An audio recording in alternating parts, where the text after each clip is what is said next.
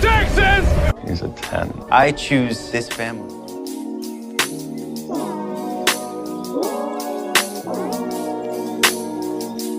Hi guys, welcome to episode 117 of 911 Lone Star Roundup. I'm one of your hosts, Grace, and with me are my lovely co-hosts, Katie and EJ. Hey guys. Today we are going to be talking about 911 episodes 9 and 10 titled Ashes, Ashes, and All Fall Down, which are the finale episodes for season 7, which I can't believe we are already here. I know it was shorter than usual season, but these months have gone by so fast. Yeah, they have. I'm happy with what we got.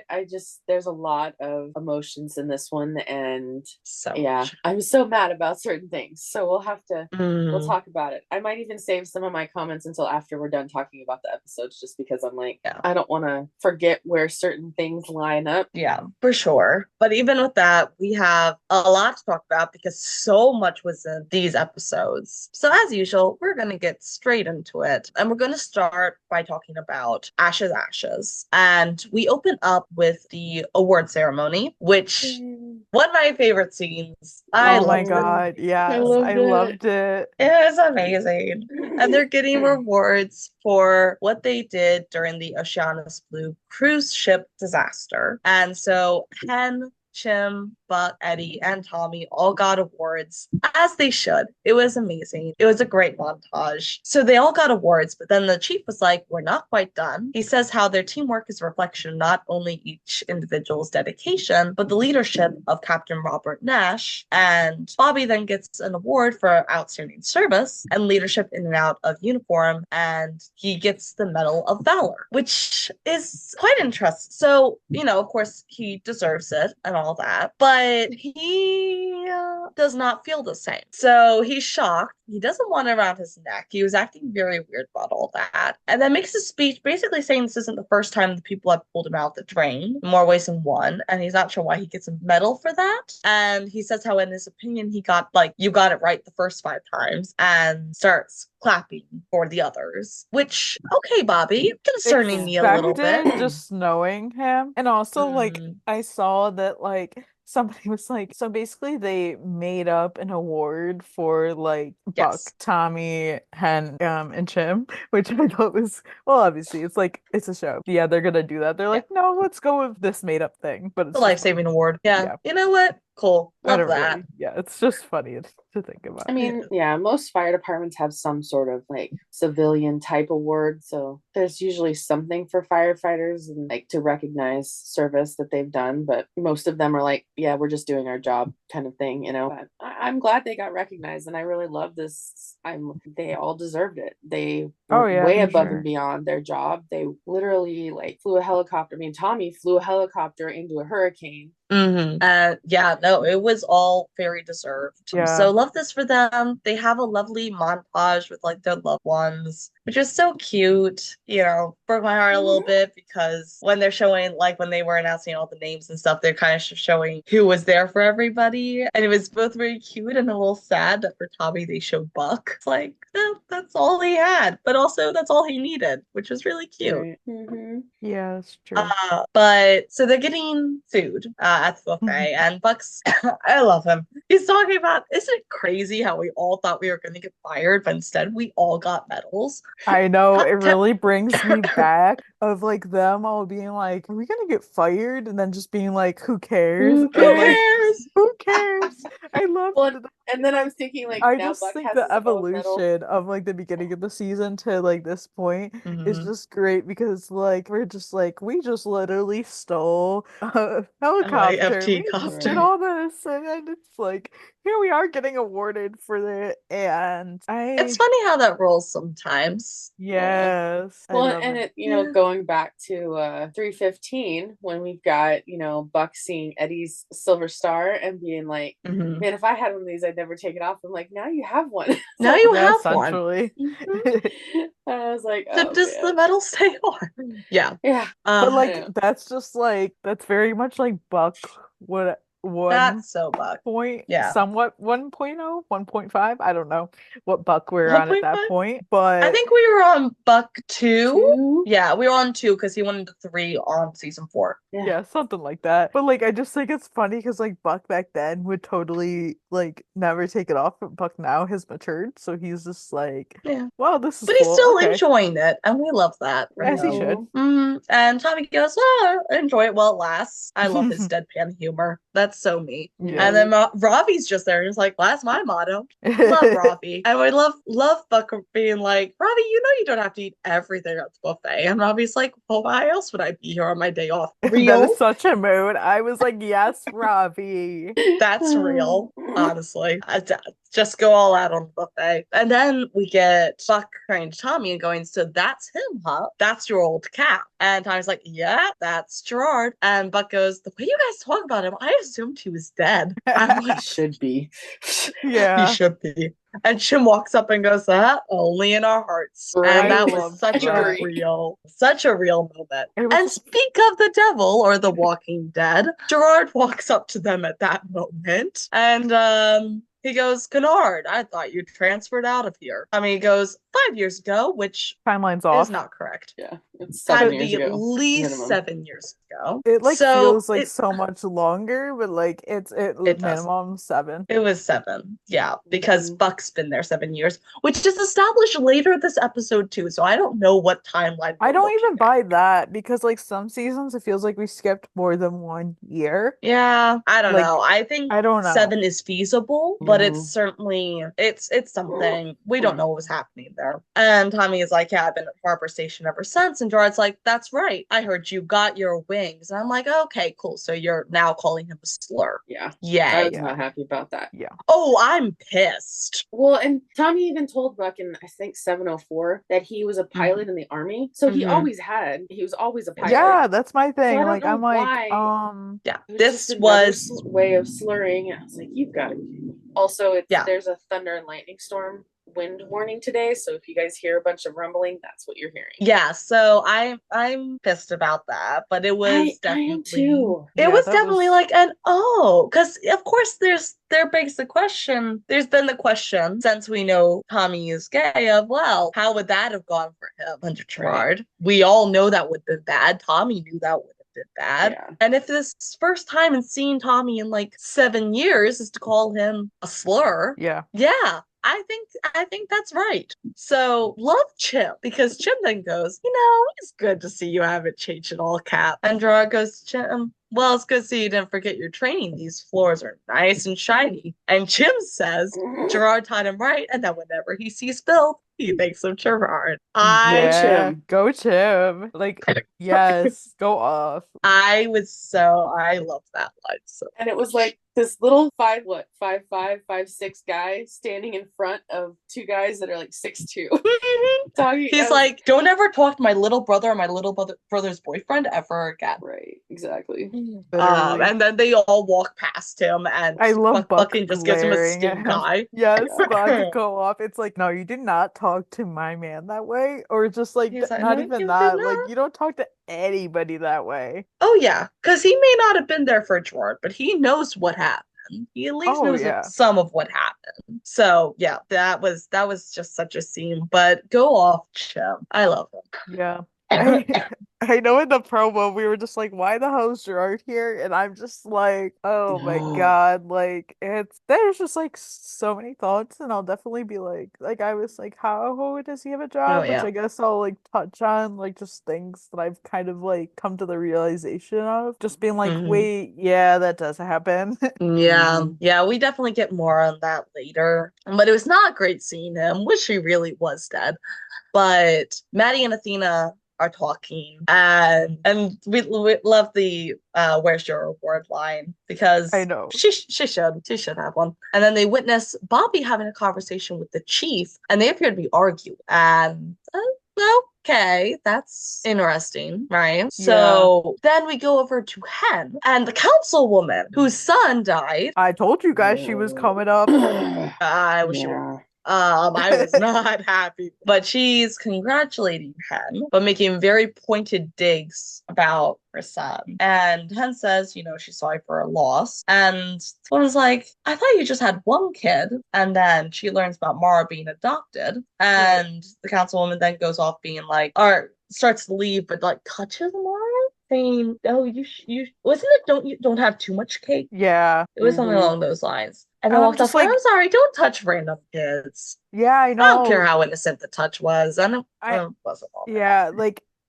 my thing is like that's consent because I think that all parents should teach their kids consent. Like you don't just touch Absolutely. I don't care if it's your niece, your nephew, your grandchild, like you don't just touch kids without like them being like it's okay. Like I love parents that are like tell their kids like you do not have to hug anybody. It doesn't Mhm. matter like who they are, like if they're blood, like if you don't want to hug, you don't have to hug. And I like that's exactly right. And like I cannot stand this woman like because Mhm. she's about to do something. We don't necessarily know in this moment what, but I'm like I already don't like her presence being here. Like Oh no, they don't bring her in for any good reason, and that's obvious immediately. yeah, and Right. like I never really thought in the beginning of the season that this would come back up, but then like as I saw the behind the scenes of her, I was like, yeah, this is not good. Yeah. Yeah, no, it was a precursor, and I forgot that they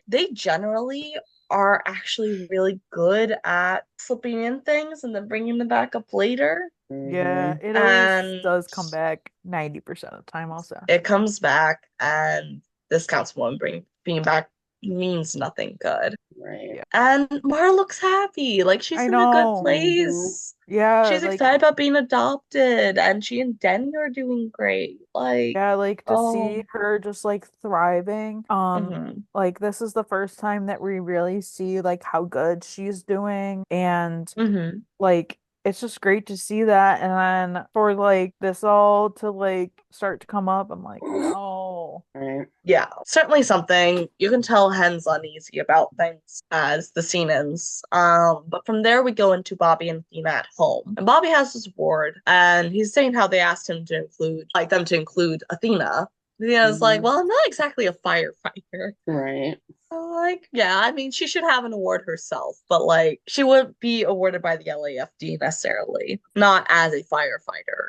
Right. And then Athena asks if that's what Bobby and Chief Simpson were arguing about. And Bobby says they weren't arguing. The chief was trying to talk him out of resigning. Yeah, which to Mm-hmm. circle back to that whole moment when we saw like just Maddie and Athena talking, and Yeah. then Bobby and Chief Simpson are like upstairs arguing about something, I was Mm-hmm. like, well, that's just like standard. Like Bobby doesn't want to be seen as the hero. That's kind of like Mm. his how he always feels. And like I was like, oh, he's like mad about, obviously being put on this pedestal as like a hero. Like he doesn't want to be seen that way, obviously. And so I'm like, oh, Bobby. And then I mean, I that. didn't think necessarily, well, granted, I had spoilers, but I wouldn't have thought that it was necessarily them arguing about that. But I wouldn't have thought it was about resigning. Like, this was out of the blue. Yeah, It was very out of the yeah, because like anytime like the thought of him retiring comes up, he's just like, no, Right. like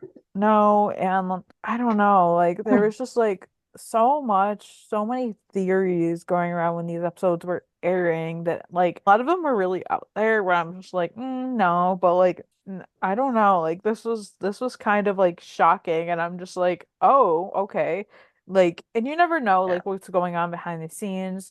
Especially when like stuff like this comes up, you don't know. Like Peter could have wanted to leave the show. So like Mm-hmm. I wasn't necessarily thinking that Mhm. he would actually resign, but like you never know what's going on. Like whenever like a character like gets hurt, I'm like, oh, maybe they wanted to like leave and like I don't know, but it's interesting. Mm-hmm. Well, so I've been suspecting that we might have been moving towards Bobby retiring for a little bit because they've had so much focus on like Hen acting as captain. So I was like, we could be having a dynamic shift at some point within the next season or two. Hmm. So it's been a thought, but I was not expecting it to happen like this for these reasons. So I was like, oh, I don't like this. Like, no. That's all I really have to say. I was just like, I wasn't Mm. I was like not vibing with it. Yeah, I wasn't real thrilled about it. I mean, I feel like it's been coming, and I mean, a lot of people were speculating it, and I don't know. I feel like for Bobby, the way he acted, and I know last episode was very Bobby centric and rehashing some feelings and digging up old wounds that he thought he'd suppressed and pushed aside and moved forward from. And so he's probably rethinking a lot of things. So I don't know. This was definitely kind of out of left field, but then I feel like there were parts of it that were expected or not surprising. Yeah. And I'm curious the direction. Like obviously we're talking about episode 9, we have a whole lot of stuff in 10, and then obviously we get a whole season 8, so hopefully we'll get some more resolution. But yeah, I was really, I mean, I would have liked to have seen Athena get some sort of award or at least a recognition of her part in it, but she might in the future for something else. Yeah. Well, from here, so this is Athena's first time learning about this. Clearly, she did not know about this at all, and she's upset that he didn't talk to her about it, which is that takes it back to season 4, how they were having a bit of an argument because she never talked to him about the offer she was given to resign, which she did not take. So I do find it interesting. I'm like, oh, a little bit of a flashback there, like a little bit of parallel. But Bobby talks about how tired he is, and he looks tired. Like everything about him is just world weary, and it's really hard to watch. And I think Athena can see that too, and she's worried. And we know he got an award too, and he doesn't think he can be a hero or celebrate. He doesn't think he deserves it. And I think for him, he just doesn't think it holds all that much weight because there's also, like, we don't really know how he necessarily views his dad now. But his dad was a hero firefighter too, and look what happened with that. Yeah. So it's like, it's interesting because I still don't feel like we know how he views what happened with his dad now. But we know what happened when he was a kid now. And so it's like, there's got to be complicated feelings with that too. Yeah. His feelings with obviously what happened, the fire, and his version of being a survivor and the guilt of that and the everything he's done, that stemmed, now we're learning that stemmed honestly way earlier if you think about it, to childhood with his dad and stuff. And there's honestly they're only setting up stuff for next season with Bobby to work through all this stuff. And I feel so bad because I don't know, he's come so far in this. Yeah. Poor Bobby. Well, okay. Well, they talk about Amir coming back. So they go into talking about Amir coming back and that bringing everything up, reminding Bobby of the worst day of his life. And Athena does remind Bobby that he saved Amir, but Bobby doesn't think that's enough. And yeah, I mean, it doesn't fix what happened before, but it does count for something, and I don't think he thinks that at all. And but the scene ends by Athena telling Bobby that if that's what he needs to do, then she'll support it. You can tell that she's still worried. And honestly, yeah, so are we at this point in time. We're like, oh, that's not good.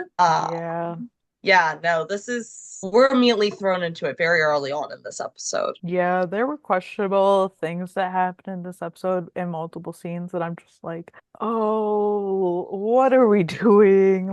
Oh my God, we're going here, or oh my God, why is this happening kind of vibe. Yeah, I think we get that, especially in the next scene as well. Yeah, I gotta be honest, rewatch-wise, I had to skip this because I'm just like, nope. It's secondhand embarrassment, honestly. It really is. Oh my God. And this is one of the scenes that they released part of when this episode aired.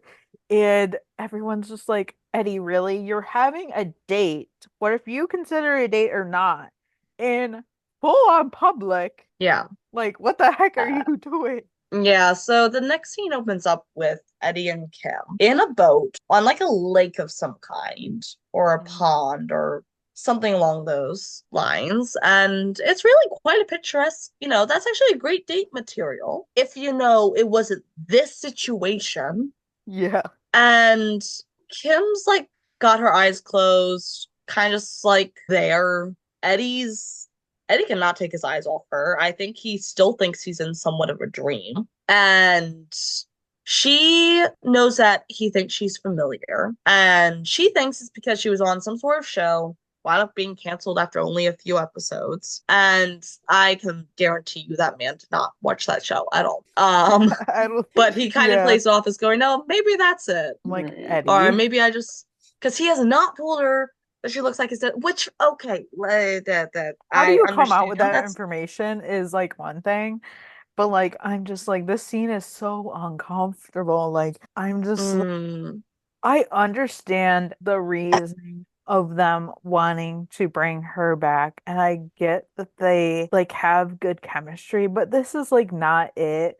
Like this is just like this whole storyline is just so uncomfortable to me. I do not so like weird. it. It's very weird, and like I just don't really understand like parts of it. Like Mm, it's just like, make it stop. I'm like, yeah. make it stop, make it stop. I don't know. I agree. I don't have much more to add other than that. It's just a mess. Like, what the fuck? And I feel like yes, Eddie's doing it to himself, but I also feel bad for Eddie because I'm not sure he's thinking at all clearly at this point. He's He's not. not. He's not. He's just trapped. And he's trapped himself. Mhm. And he's backtracked. Yeah. He's lying to himself again. And he'd become better about that, I think. But he's backtracked. And this is hurtling towards a messy situation. It's already a messy situation. It's hurtling towards a messy conclusion. So that's really the gist of that scene. Because from then we go into Athena going to see Amir. And she makes up some fake case to talk to him. And then they wind up talking outside. I'm just going to say Amir is a very patient person. I know, because like I was in his shoes.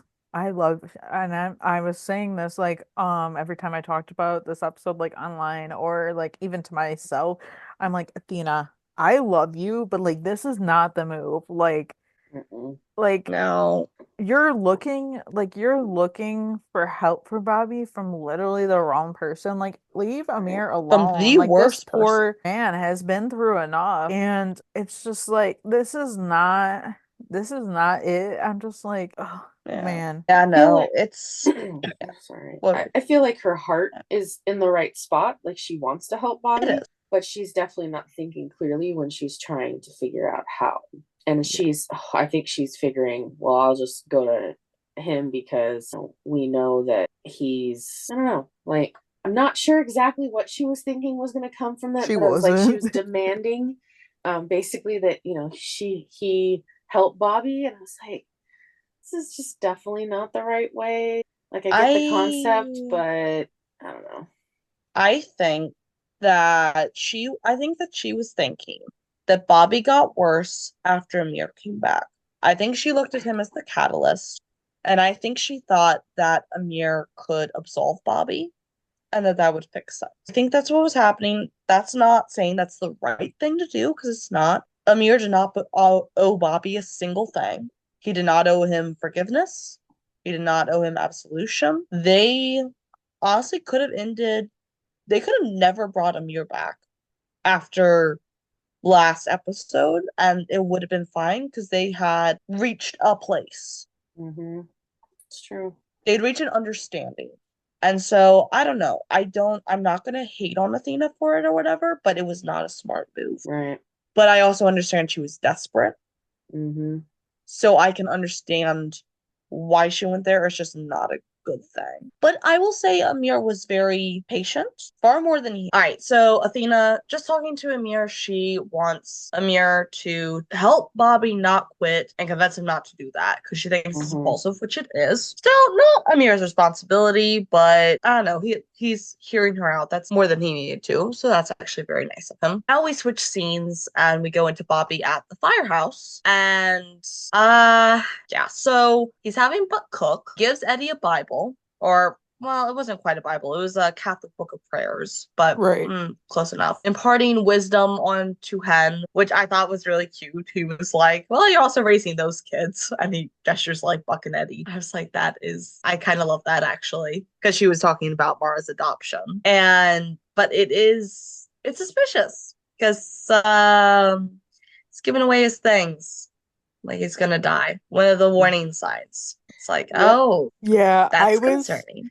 yeah, I was like, oh no, because like it pains me, and I'm just like, that's like the first thing somebody does when they're either in the place where they want to go there or they know they're dying. Like Mhm. it's just Yeah. it's not good. It makes me sad. And literally I have family members that literally are like doing that to me.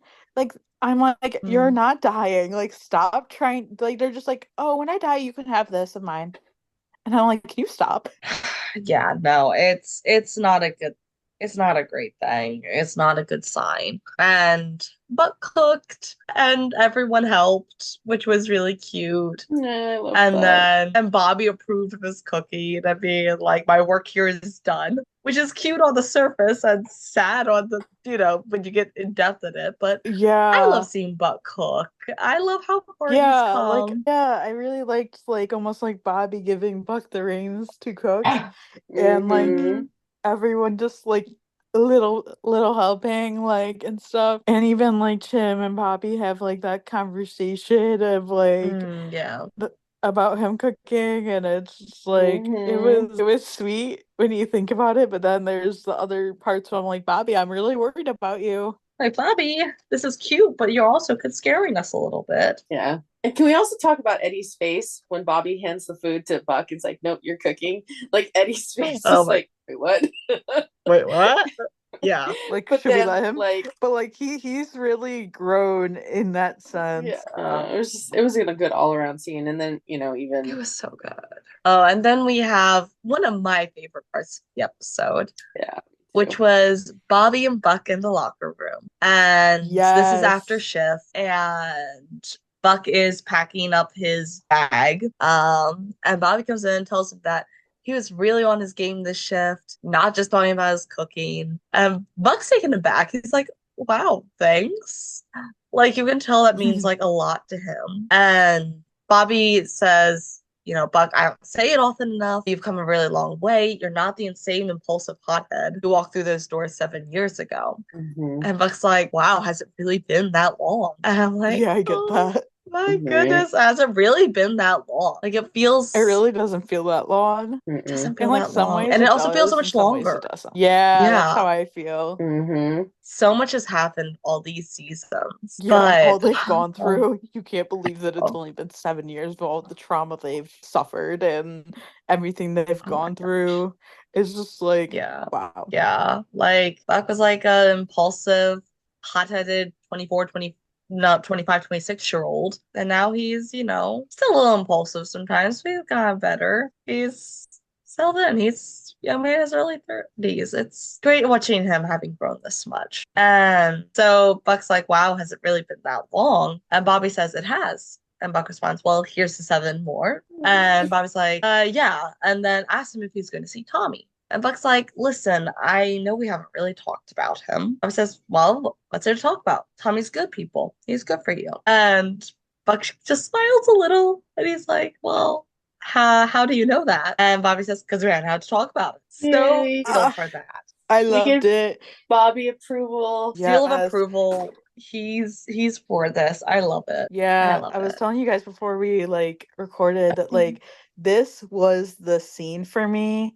Like this scene was literally perfect because it was exactly the scene that I wanted for Mhm. Buck and Bobby to have. Like everyone was like Yes. really want a coming out scene, and I was like, I don't really think that's necessary. No. But like I wanted a scene exactly like this. I wanted this to be like the conversation they had because like Buck has always had to like seek advice for all like his past love interests or even just about things in general. And like Mhm. this season you've seen just like the growth and seen that Buck hasn't really needed to like seek advice about things. Buck is just like, you know, like he's going about like life and he's just like taking things how they come, and like I don't know, the scene was Mhm. just perfect, and like just like, oh, the baby's grown up Yeah. He just a really little bit. has. Yeah, no notes. You got it all on that one. So Bobby says goodnight to Buck, and Bobby walks away, but Buck stops him and goes, "Thanks for everything. Thanks for everything." And Bobby says, "It's been my pleasure, kid." And I think I was know. hard for me. It was really hard, the scene, because I'm like, mentally, like, I know what Bobby's doing. He's saying goodbye, but he's trying not to use those exact words. And it's like, oh, it's pulling at the heartstrings. But it was so good because we got Bobby approving of Tommy, which Bobby wouldn't have done if he didn't feel that Tommy was good for Buck. And I'm going to leave it at that. Yeah. Basically, listen to Bobby Nash, y'all. He knows what he's doing. Sure. No notes beyond that for this, but scene isn't quite over yet. Because Buck is leaving the locker room. He's leaving the firehouse, and he sees someone walking through the firehouse, and you know who it is from the back immediately. And it's Kim, and she brought brownies to the firehouse for Eddie. And Buck knew what Shannon looked like. He knew her, and he's taken aback. He's like, "What the hell am I seeing just now?" And so he agrees to give Eddie the brownies. And I'm like, okay, well, I'm glad Buck knows now. Somebody had to come up. Yeah. Someone. I'm glad it was Buck. It was gonna happen. I'm glad it was him. Yeah. Because it like all these scenes, like with this whole situation, this is so uncomfortable, and you could tell when Buck saw her, he was just like, "What the hell am I looking at? Like, what is going on?" And yeah, it was something. He was having deja vu too, because Shannon came to the firehouse once, and we talk about this later actually. But he was like, "What the hell is happening?" And honestly, Buck, that's very real. We're all asking the same question. Right. Basically, I think in his mind, he's going, "What the hell is going on?" And I feel like even without knowing anything else, because she's asking for Eddie, he's like, "Eddie, what the hell are you doing?" Because he knows this cannot be good. And I'm glad we didn't get an in-between scene, because we go immediately into Buck going to Eddie's. And he goes around to the back door to knock. And Eddie's washing dishes. So he's like, Buck's like, "Can I come in?" And he's like, "Of course." Like, of course he's gonna say anything else. And Buck's looking around, and Eddie's like, "Why are you skulking around the back door?" I didn't even realize that was his back door until he pointed it out. I was like, oh. I was like, oh, that, like, I'd seen something about it beforehand, but I was like, oh, yeah, that makes sense, actually. And then I was like, no, I just really want to know if, like, Buck, like, hopped a fence, or if Eddie's back door is, like, easily accessible. Because I think it would be very funny if he hopped a fence to just be like, because he asked some questions. And he's like, I bet it's like my back door, like we never lock our gate, but then like our slider door is like locked like most of the time. Well, especially like at night and stuff. It's locked, so I bet it's like one of those. Probably. And Buck goes, "Well, I wasn't sure who would be here." He's like, "Chris is in his room, just had dinner." And Buck's like, Marisol's not here, right?" And he's like, "No, why are you acting so weird?" And he's like, "Is something in those brownies?" So much callbacks to Dosed. Right. There's so many callbacks to Dosed in these 2 episodes. And I was like, oh my gosh. And Buck's like, maybe that's a good question. I don't know. And he's like, "Buck, what is going on?" And Buck says, "You remember when Shannon brought a donation to the Christmas drive at the firehouse? And that was kind of surprising, right?" He's like, "Well, what made you think of that?" And Buck points at the brownies and says how this was more surprising.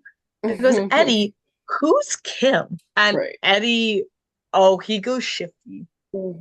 He just starts cleaning up, and he's like, "Did she come by the firehouse?" He's avoiding Buck's eyes, and Buck's like, "Yeah, she did." And Buck says how she made it seem like she was his girlfriend. And he's like, that she's not. Marisol's his girlfriend. Kim's just a friend." And Buck's like, "Yeah, just a friend who's a dead ringer for your late wife." And Eddie goes, "Yeah," because he doesn't have anything else to say about that. Buck goes, "What's going on?" And Eddie says, nothing's going on. And Buck gives him a look, and Eddie says how they met a few weeks ago at the promenade, and Marisol and Chris were there. And Buck's like, "Oh, so they know." But Eddie goes, "No." Like, oh my God, this is so He was Eddie, so you can't hopeful tell a there for a story moment because he's like, oh, so maybe this isn't as like freaky as I thought it was going to be. He's like, oh, maybe this is above board. No. Yeah, we all knew that that was like not the case. Oh yeah, for sure. And then he goes, well, he talks about how he saw her, and yeah, she looks a lot like Shannon. So Eddie went back, and turns out she's a really nice person. And it's not like we're having an affair; nothing happened. Like it's an emotional affair, Eddie. Even if you don't necessarily mean it to be, and Right. honestly, I'm not sure he has any intentions whatsoever. He's just Yeah, doing it, but it is an emotional affair, whether he meant it to be or not. exactly. But it Like, is reassuring to know they have not kissed, they've not had sex. Because she even mentioned that they hadn't kissed on their date. So at least physically, they have not done anything. So there's that at least. It's nice to know that. But Eddie doesn't know what he wants from her. And Buck asks, does this poor woman know she's a carbon copy of your dead wife? And Eddie says, it hasn't come up. Hasn't come up. Oh my God. Listen, yeah, fair Eddie, enough. It's hard to bring that. If you don't bring that up immediately when you meet someone and be like, listen, sorry I'm staring, but you look exactly like my late wife, it's kind of hard to bring it up since then. But also, Eddie, you should have brought that up. yeah, like Yeah. it's kind of one of those things that's like, how the hell does that come up in conversation, or how do you tell somebody that without freaking them out? Right. Because But I also, can't you need imagine, to. like, Yeah. yeah, you need to. But like, if somebody told me that I was like a carbon copy of their dead wife, I would be like very freaked out. I'd be like, I'd be like, cool, have a nice life. yeah, pretty much. It's like one of those things like I remember one time somebody's like, "Oh my God, you look exactly like my best friend." And don't you know they show me a picture? And I literally looked nothing like this person, but like I didn't want to like make it a thing. So I was just like, "Oh yeah, we look alike. Okay." Oh, it's funny because everyone has a doppelganger, but everyone who I've ever been told is my doppelganger, I'm like, they don't look a thing like. That's my thing. People tell me I look like people, which I haven't seen someone that I'm not related to that I like don't that I think I look like. There's literally I see it in other people, but like for myself, I don't see it at all. Like anybody that I look like is like a family member. Yeah. Like every time somebody sees me with my mom, they're like, "Oh my God, you look exactly like your mom." And I'm like, thanks. That's like the closest I've come to that kind of situation, I guess. So then Buck goes, like, I'm worried about you. And Eddie says, me too. And I'm like, ouch. Yeah. I mean, I'm Well, I'm glad glad we're at Buck least told on him the that, same and I'm page. also glad that Eddie responded with that. And he admitted Yeah. that something's going on, and he's Eddie knows, I think he is concerned about himself. He doesn't know what's happening anymore. I think he doesn't know what kind of person this is turning him into. It's, Yeah. yeah. Yeah. Like I understand it at first. He was just like, "Oh my God, she looks like Shannon." He was curious, but it's like dramatically just snowballed into like this weird thing. It's gone too far. Yeah, exactly. Like, it's gone on too long and it's gone on too far. So, yeah, it was a hard scene, but it's one I'm glad we got. And a lot of it needed to people have happen. been talking about, like, oh, Buck's gonna be so mad at him. No, Buck was never gonna be mad at him. He was only ever gonna be concerned for Eddie. Right. And I think they did both Exactly. characters justice Oh yeah, for because sure. Yeah, like that it also theory had was nothing out to do there with Buck. so early on. Like It had nothing people to are do like, with yeah, Buck. like yeah, people are like, "Oh my God, Buck's gonna like just like distance himself from Eddie." And I'm like, in what world? Like I understand him not trying to like fix any of the situation as he shouldn't. But like he's not going to distance himself. Nobody is. Right. He's going to be there for his friend. He's also going to tell him, hey, you need to tell this poor woman. And that's about it because we've had an entire arc of Buck figuring out that he doesn't need to fix people, that he doesn't need to be the fixer. Yeah. We're not going to undo all that progress just because it's Eddie. Right. So, yeah, no. It would be a disservice to both Buck and Eddie if they did, and I'm glad that they did the scene really well. Yeah. Oh yeah. So then we go we go to Henry and Maddie with the kids. I love this. I love watching them hang out. I know, like it's so perfect and it's so great because like being that like it's like our like because Manny is married now, and like not that it really mattered before when they weren't, but like now I feel like we're getting all this content of like they hang out like with obviously like their wives and kids. Like it's great. Yeah. And it's so cute. I love that. And so Chim's handing out cookies. Love Denny asking for a second cookie. And Karen saying no. And Chim goes, meet me in the kitchen in 10 minutes. And Karen's like, I heard that. That was so Yeah. funny. I It loved was it. cute. It was so funny. I loved it. And then Mar asks for another. And Karen gives it and goes, okay. And Mar snatches 2 months off. I'm like, I oh know. my gosh. I love it. Yeah, it was so good. And Mara's doing a lot better. Karen says that seeing her brother was a game changer for her. That's good. I wish we had a little bit more on like if this was a consistent thing or what, but it's not super important. I'm just curious how much she gets to see her brother. But then Karen gets a call. They find out that their adoption hearing was canceled, which does not happen. Deirdre, who is the social worker or the caseworker, had never seen this before. And apparently, the judge had been made aware of concerns towards the petition, which is why it's not just rescheduled, it's fully canceled. And they're all like, what? Who would do this? And Hen goes, I know exactly who it is, because she does. So then we go back to Eddie, who is telling Kim about Shannon. He shows her pictures and tells her, and Kim even is like, if I did not know better, I'd say that was me, which is it. Yeah. It's funny because the gal playing Kim is actually Devin, who played Shannon. And so it's like she's saying that, but she's literally like, it is herself. The person.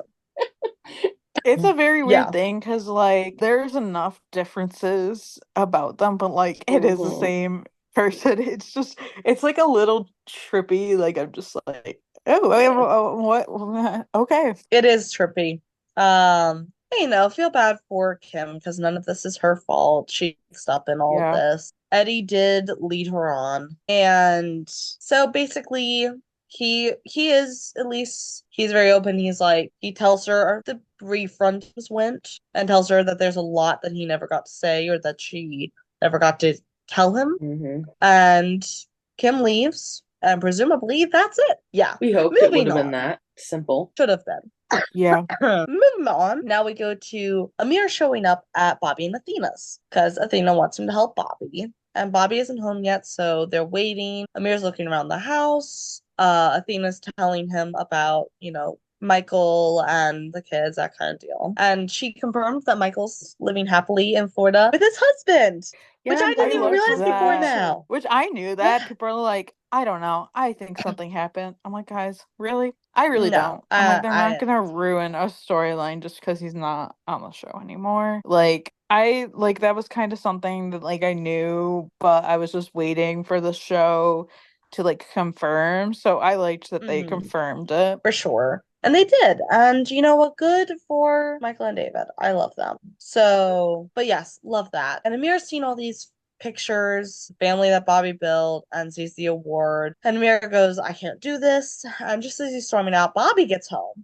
It's like, what are you doing here? And Amir tells them to stay away from him. And then Bobby and Athena are arguing about it. And Bobby asks Athena what she was doing. What do you know what he's been through? Like, how can you have asked this of him kind of deal? And Athena was thinking that since he wouldn't talk to her, maybe he would talk to Amir. I don't agree with the logic, but I see what you're saying, girl. And she's going how there was a part of Bobby she couldn't touch, and that was the pain of losing his family, and she can imagine what it must be like, but she can never understand it. Again, like, love her. I know she was trying. She should never have tried to put that on Amir, though. Right. Yeah, that crossed so many boundaries that like shouldn't have been crossed. Like that's just like her heart was in the right place, but that was definitely not the move. If like Athena really wanted to like somebody to help Bobby, even if it was from her point of view and she needed something to talk about something, she should have just went to see Frank. Like, come on. Yeah, like pay for another vacation for him, honestly. Like, yeah, no. Like never should have gone to Amir for help. So Bobby starts telling her like he shouldn't have been there. He isn't supposed to be there because of the fire. And he tells her about the book, which is the book that he was carrying around full of names. And she asks where it is, and he tells her about throwing it out on the night of their first date. And Gosh, she wonders that's why been she's so just finding out long about this book. ago. It's been so long. And she's wondering why she was just finding out about the book. Bobby says he never wanted any of this to touch her, and I think it goes too late. And I know, I feel bad for Bobby. I feel bad for Athena. Like I feel bad for everybody. Right. Like you're trying, you are. She's trying to help because she feels lost. She feels like she loses her husband. It's a hard thing. A lot of emotions in this episode. So the next thing we get is Hen storming into the Congresswoman's office. Which real, good for you. And the Congresswoman, excuse me, says she thinks it's disturbing that she killed many people and starts listing off all these people that fucking accidents happen, man. Yeah. Yeah. It's not like she was like hurting people in like cold-bloodedly. Like she wasn't murdering people. Like No. these were all accidents and like things that just happened. And like Mhm. we're And not people that gonna couldn't be like saved too. yeah. Like these were She like doesn't people that got hurt and could not be saved. Yeah. Yeah. Like she can't understand that. Like you're just looking at a piece of paper of all these people that have died and like why they died. You don't know the situation. You don't know like Right. what they did to try to save them. Like it's just like I hate when like situations like this happen and all they do is bring up like all these people that tragically died. Like that's really not doing anything and like you don't know the story. Well, She's yeah, just and it's using it really for her own benefit. she is, Like and she doesn't care. she Oh, yeah. doesn't. She just wants to. It's a dig to them, and I think I had sent a text to Katie because Grace, I didn't know if you were back yet. And I Mhm. was like, apparently Tim Minear posted a picture of Gerard and Ortiz, like kind of buddy Mhm. buddy at the ribbon ceremony. I was really Yeah. pissed about that. I mean, I was like, yeah, that's why he's there. And Mhm. I'm just really irritated that they decided to go the storyline route with this whole she's trying to get back at them, and now she's starting to like question Hen's like judgment and all that. And I'm like, what the hell? Like, it's an accident. I mean, it's obviously they're firefighters. Things happen. They're not Mhm. perfect. No one is. And Yeah.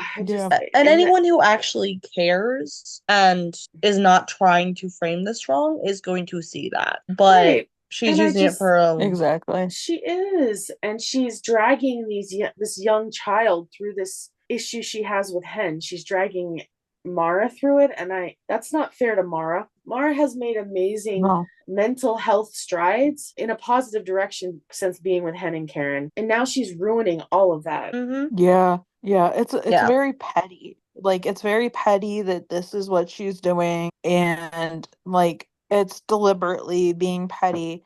Okay, like it really wasn't their fault that your son died because A, he refused to even let them check him out. Right. And Mhm. B, he was also on drugs. So Yeah. Yeah, like she would have been the same I don't know person what throwing a complaint if they checked him out against his wishes. Mm-hmm. So like what is Yeah. she even trying here? It's And it was sucky when she got like Hen gets the phone call and the congresswoman's like, "You might want to take that."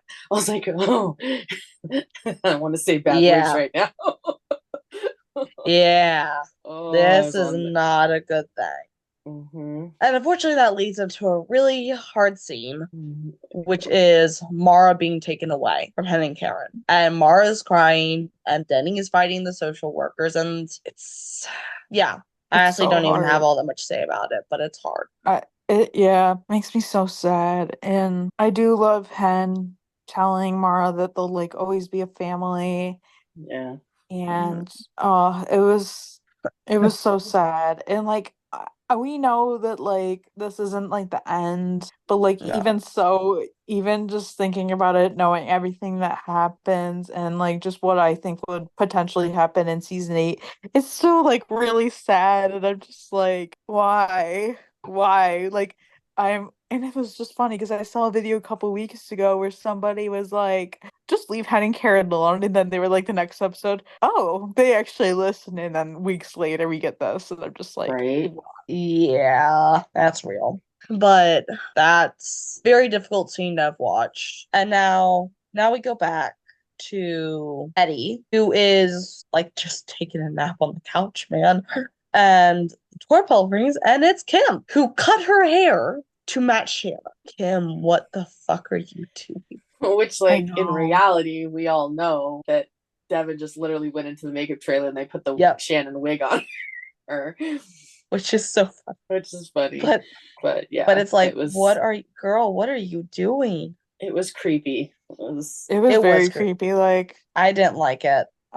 yeah, like these were like all the Kim scenes were all the scenes I could not rewatch. Like that I was like one and done. I can watch it live. Well, not that I have a choice, but I can watch it at least once, but I'm not rewatching it again because like literally I'm like just the whole like the whole moment makes me cringe and just I know it was important for Eddie, but it was also really effing weird. Like what the hell? So Yeah. weird. Oh my God. I hated it, and also it was like, I don't know. It was good to see him being able to say some things that he needed to. In the end, like, even if what happened hadn't happened, I still feel like that would have continued to fuck him up. Oh yeah. Yeah. And I'm just like, I'm sorry, Kim, this is not your place to like step in here. Right. Just like I understand maybe she was trying to do a nice thing. I'm just like, She was trying to help, but like it's not helpful. Like Eddie just needs to go back to therapy and he really needs to like talk about this and like try to like Yeah. not like he needs to work through it, but like he has for himself and like he doesn't need Mhm. some random lady that he doesn't know that well because honestly he doesn't know her that well. He only Not at really all. knows what he wants to know from her Right. what he wants to get from her. So like this is not going to be beneficial. It's gonna just wreak havoc, as we see, because Mirasol and Chris walk in on Eddie and Oh, Kim hugging, and Chris goes, "Mom?" I hated that because I knew that was gonna I friggin' hated that happen. scene. Oh man, that was so like wrong on so many levels. It was so wrong on so like, oh gosh. It's like, I don't know. Eddie was not necessarily making wise choices, No. Right.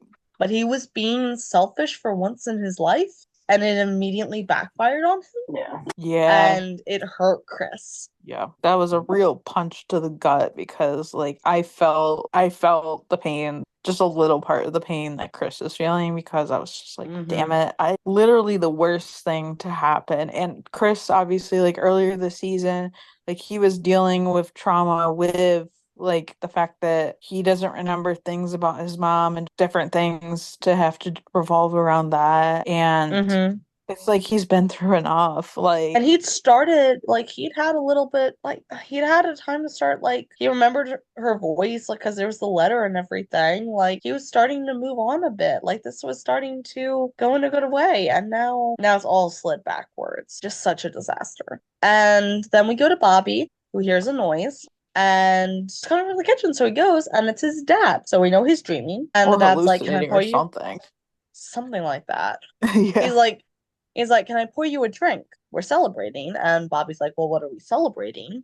And he's like, "Well, my son, the hero." And Bobby's like, "I'm not a hero." And sad thing is that he gives Bobby a book of all the people who died, and his dad is right there on the front page. And Bobby's like, "I'm sorry I couldn't save you." And his dad was like, "I was supposed to save you, and now you need to save yourself. Do you smell that?"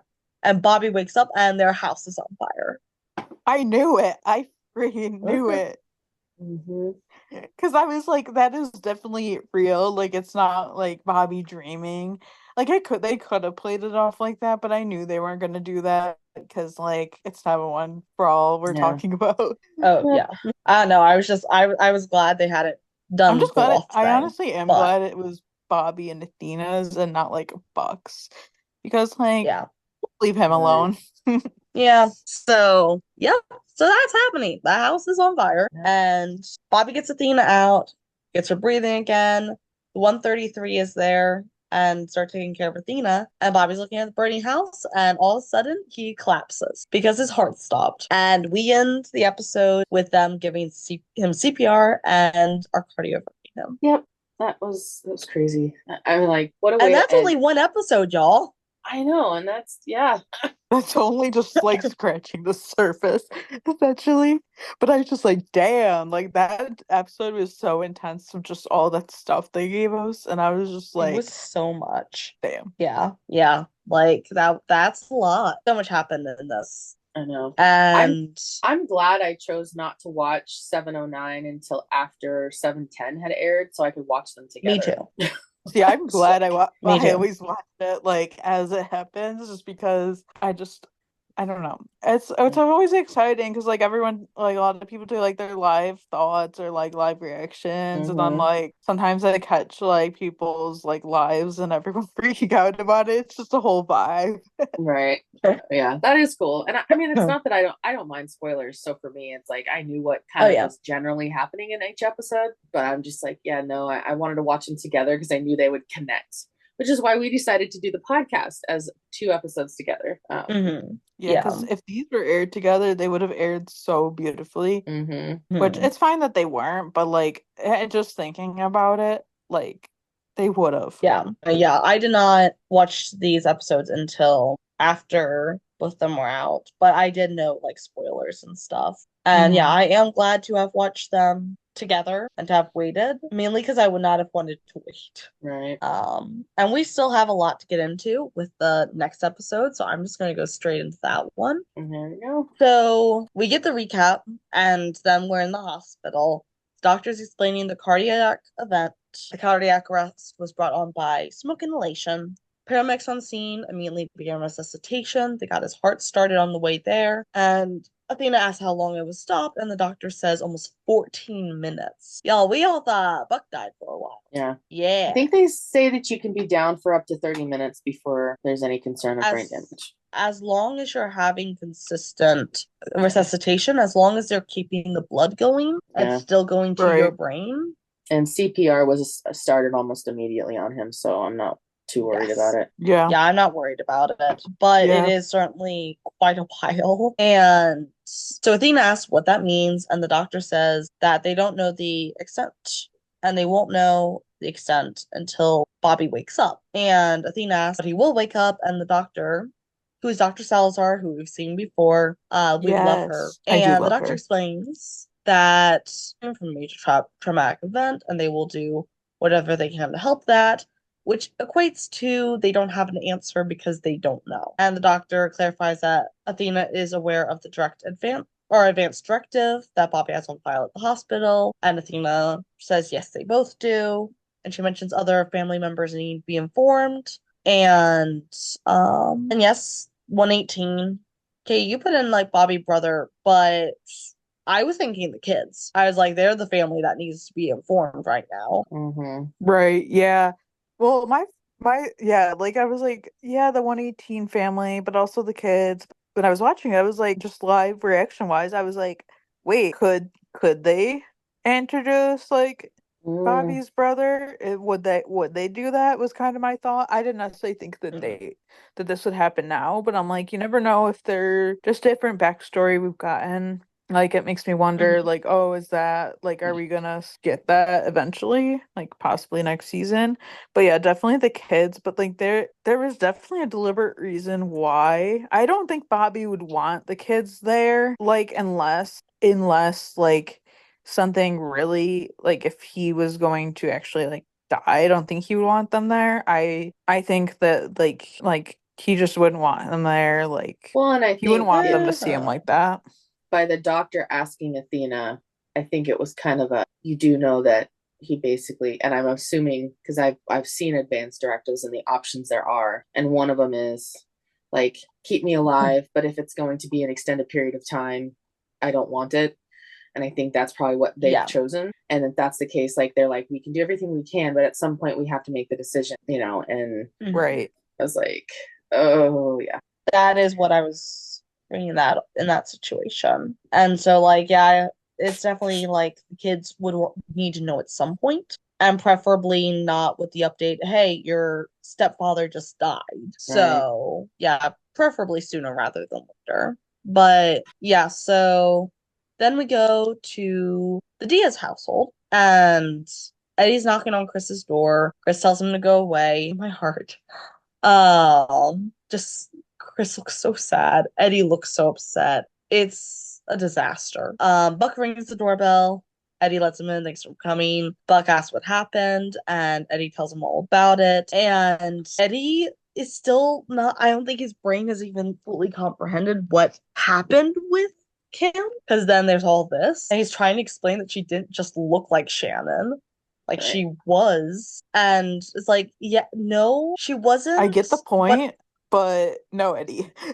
Well, he wasn't actually saying that. Was it like I think he was trying to emphasize that yes, she looks like Shannon in general, but she was acting Shannon. Like this was Shannon as a character, not because he actually thought she was, even if he got into it for the sake of the story.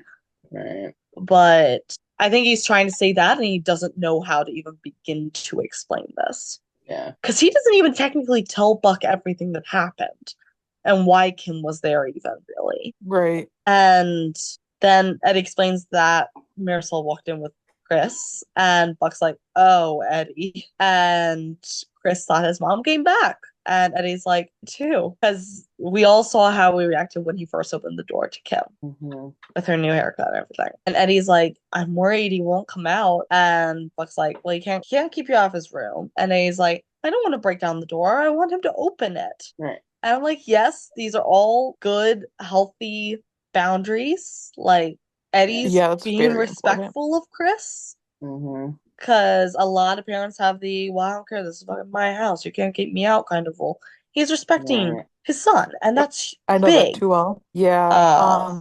I really did like that. Like, because honestly, if Eddie did break down the door, that would only make Chris hate him more or be mad at him more than he already is. Right.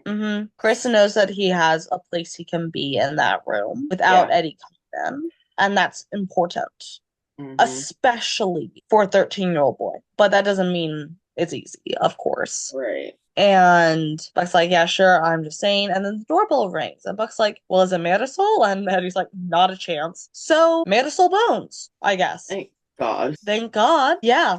I mean, I do hope that is the last we see of her. So he opens the door, and it's Eddie's parents. Oh, great. Oh, great. I know we've been making strides with them in past seasons. Doesn't mean I love it. Yeah, exactly. Them being here does not mean good things. And Eddie wonders why they're there, and they say that Chris called them. Yeah. So now we leave this mess of a situation and go into the other mess of the situation, which is Hen going to see Mara at a group home when she says she's family. This lady was very busy at the moment, so she just signed in. Yeah. And poor Mara, oh gosh, she's just backtracked, scared, and she's quiet. And Hen's trying to reassure her, and it's not working. And then the lady comes and finds out she's not family, and she makes her leave. Right. And Mara's, of course, upset, and it's such a mess. I just can I punch Councilwoman Ortiz? I want to. Hell yeah. What she has done, I feel, is unforgivable. I mean, she's thoroughly she needs to be abused thrown her in jail power. for what she did. I hope so. Well, at the very least, she needs to be made to step down from her position because she's abusing her position of power for a personal vendetta. Yep. Like this is not going to be good for her when this comes out. No. Oh yeah. And it's going to come out, and it's just like there was such like a huge like problem with the foster care system just being of how overcrowded. There's all these kids that need homes that never get homes, and like you're really going to put this girl in a group home because she's already been in enough foster homes in general to the point that she will only be placed in a group home unless something else happens. And it's like you're literally I can't even get over that this you're is a fucking like monster. Yep.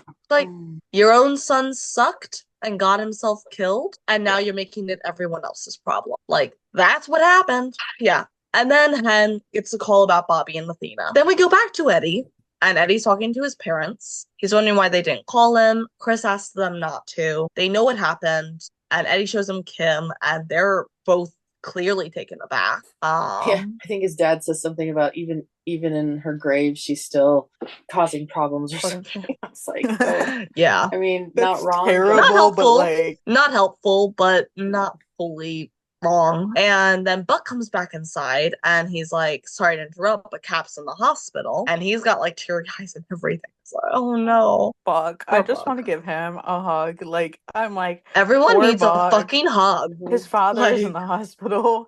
Like, I know his Dad is father's the in one the he's hospital. seen, but like Bobby and Buck, This is just his like dad. father and son. Yeah. So then Elaine shows up, who is Athena's boss, with a change of clothes for Athena, which is very sweet. And Athena tells, like, she hasn't talked to anyone, she hasn't let the kids know, she hasn't let anyone know. And her boss asks her if she suspects anyone. And the point of entry was the bedroom. And Athena gets all these flashes of Amir, but she just says she doesn't have anyone in mind. And I don't believe it's Amir, of course. Like, I never once believed it was Amir. I have been advocating that Amir has never been a bad guy since the very beginning. Yeah, so I'm like it's I not was changing. hoping for that storyline. Like, I really didn't want him to be bad guy. I was hoping this is where we were going with it. So I am glad that this is what we're getting. Yeah, I saw like a lot of people online talking about like, oh no, it's Amir. I was like, no, it's not Amir. It's never been Amir. Yeah. Y'all have been claiming him as the bad guy since I day know, one. like, I have never believed Not this. to mention that would have been such a like people are like, no, the other storyline's too obvious. And I'm like, well, there's not too many people that I would assume that would want Bobby dead. So Like, are we going to say a yeah. ghost set this fire or something? Like, what are we Ghost. doing here?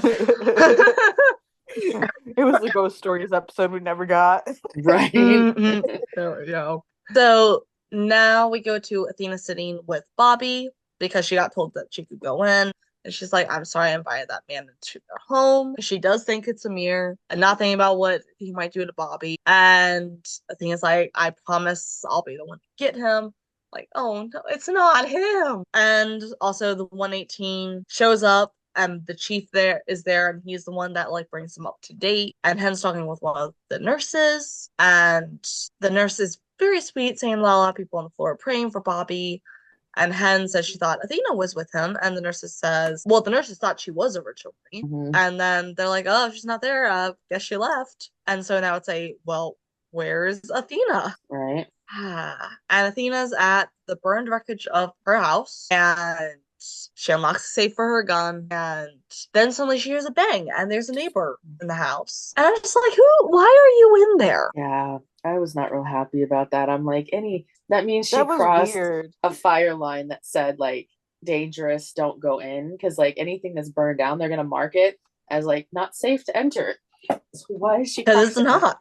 I don't know. I was actually really suspicious about her. I was like, why are you there? Yeah, like Athena going in, like that makes more sense. But your neighbor that you've never met being in your house that's burned down was a little like weird. I was just like, lady, this is like not it. Like, what are you doing? So yeah, well, she asked if everyone got out. Athena says that everyone got out. And Leah was like, well, if you need anything, and Athena asked for her car. I'm like, well, that's a tall order, but all right. Like, that's Right. quite a request. And Athena borrows this lady's car. She calls Maddie at dispatch. And Maddie answers, this is Maddie Han. Maddie Han. I loved that. Like, I was love just like, it. because that's the first time that we've heard that. And I loved it because, like, I kind of figured that she would want to go by Buckley, just being, how that goes. But like, I loved the new changed name. And Athena also had to borrow this lady's phone too, because obviously hers is charred. Yeah. Because she was like, who's, I forget the lady's name. I didn't really take note of it. She's like, Athena, like, who's? And she's like, oh, I had to borrow a civilian's phone. Like, just normal thing. Yeah. And Athena is asking for Amir's info and his address. And Maddie recognized him, and I forgot Maddie met him. But yeah, so she's like, oh, Amir, and asks, what's going on. And Athena just says he might be in danger. And it's like, oh, yeah, well, I wonder why. Yeah. Yeah. And Hen walks up to Chim and says how Athena isn't in her room and she didn't have injuries. So Chim wonders if they discharged her, and Hen says, according to admissions, no. I was like, well, that doesn't make sense. Why would she leave Bobby? And Hen's like, and why are the kids not there? And something's not right. Then Maddie calls and Chim says he hasn't told her yet. And Maddie says, hey, this might not mean anything, but I just got the weirdest call from Athena. And Chim's like, you spoke with Athena? So we're having, they're trying to figure out what's happening here. No. Right. And Maddie's like, yeah, a few minutes ago. And Chim waves Hen over. And Chim's asking, well, where is she? And Maddie's like, well, she's on duty. And Chim's like, no, she's not. And explains what happened. And then he puts her on speaker and explains to Maddie that they're all at the hospital, that Bobby's on the ventilator. Maddie asks if he's going to be okay and what happened. And Chim says how they said it was arson. And Maddie's like, arson? That can't be why she wanted his address. And Hen's like, whose address? This is so funny. Like, I love conversations like this where it's all like, slow down. Who's clarification? I just love this kind of conversation. And Maddie says Amir Casey, which does not mean anything to Hen and Chim, but Maddie explains who? Yeah. Maddie explains that he's a travel nurse who was working at the hospital they're at, and explains how she met him. And Hen's like, in the burn unit, and Maddie says he's acquainted with, that's one way of putting it. Sends a photo of his driver's license, and Hen's like, how would he get those burns? And Maddie's like, well, I didn't ask, because you don't ask that. Then she gave Athena his address, and Maddie looks him up and found out that 10 years ago, Amir lived in Minnesota, and that's when they start putting it together. Like, oh, that cannot be a coincidence. Right. And Chim's like, well, it never is. And Hen asks if Athena said anything else, and Maddie just says, just that she has reason to believe Amir was in danger. And Hen's like, I think Athena might be the danger. I'm just like, you have got this very it's not wrong. Funny, but it also is. It's just funny because it's like it's just so far off, but like also she is kind of the danger right now because you don't know like what kind of like mental state she's in with everything that's happened with Bobby, the fire. Yeah.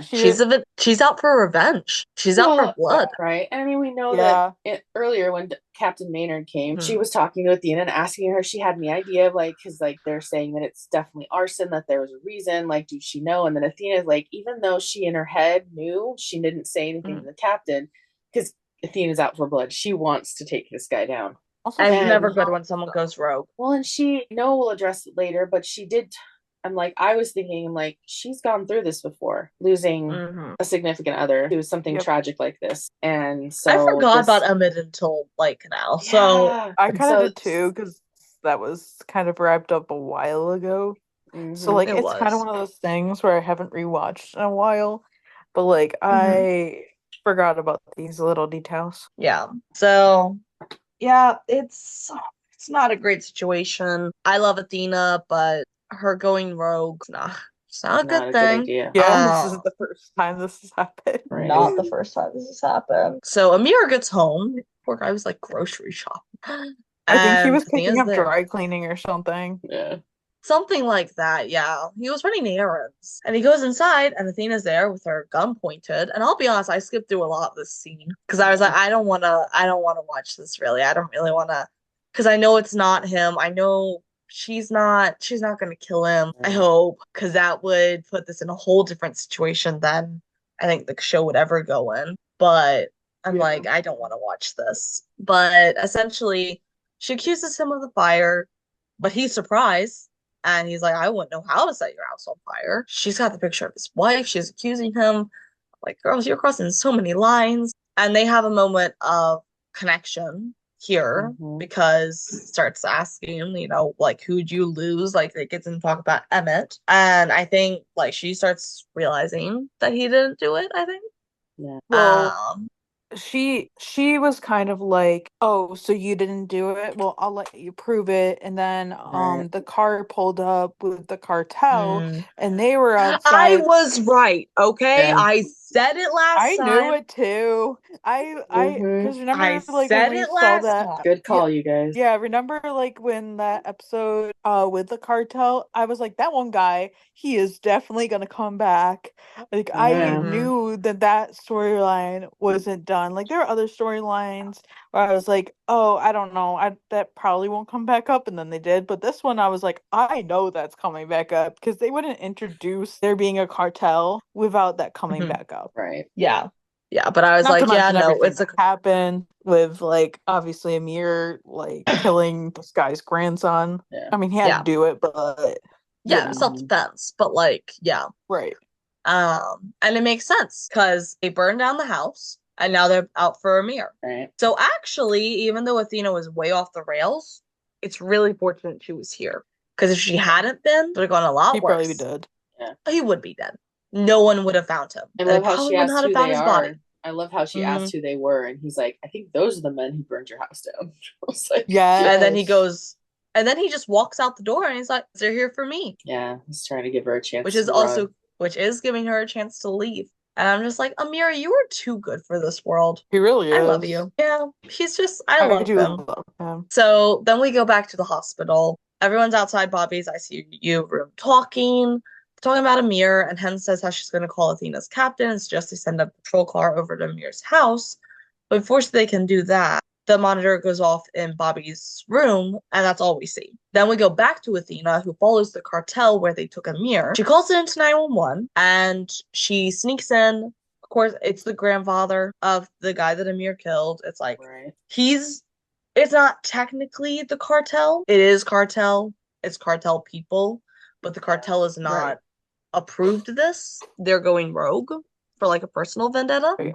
And now he's got the backing of he's the FBI and some other task State force witness. because he's now one of their witnesses. I'm like, oh yeah, great. which is going to be interesting, but also, I know they'll protect you from a lot of things, but I'm not sure how extensively that protection goes. So I will be interested to see if that comes up more next season. I feel like they wrapped it up in this episode, but I don't know. Yeah. So Athena sneaks in, finds one of the guys, holds him at gunpoint, walks out there, and the one guy goes, "Who the hell are you?" And she goes, "I'm Mrs. Bobby Dad." I loved I that. love that. Love it. And she lights the place on fire, which she did tell Amir and Lassie that it's not that hard. And like, yeah, all you need is a spark. And It's she like- yeah. she set the place on fire. I know. It's like And not that hard, but also it's like not everyone is like equipped to be like that. and Amir is kind of frozen watching all the fire, so she helps Amir gets out there, and the guys are arrested. So that's good because the patrol cars had gotten there. Athena apologizes for having Amir wrong. Amir says sorry about your husband, and then Athena gets a call from one of the officers' phones, and she goes back to the hospital, and we see everyone gather in front of Bobby, and he's awake, and Thank yeah, God. he's doing all right, and they have a sweet little reunion, and that's really cute. I love it. Then we have Hen, Karen, Chim, and Maddie. And Hen says that she went to Mara's group home, and Karen's like, "Why didn't you tell me? Or I would have went too." And Hen had to see for herself. She talks about how scared Mara was, and she's like, "Why does this woman have so much power and cruelty?"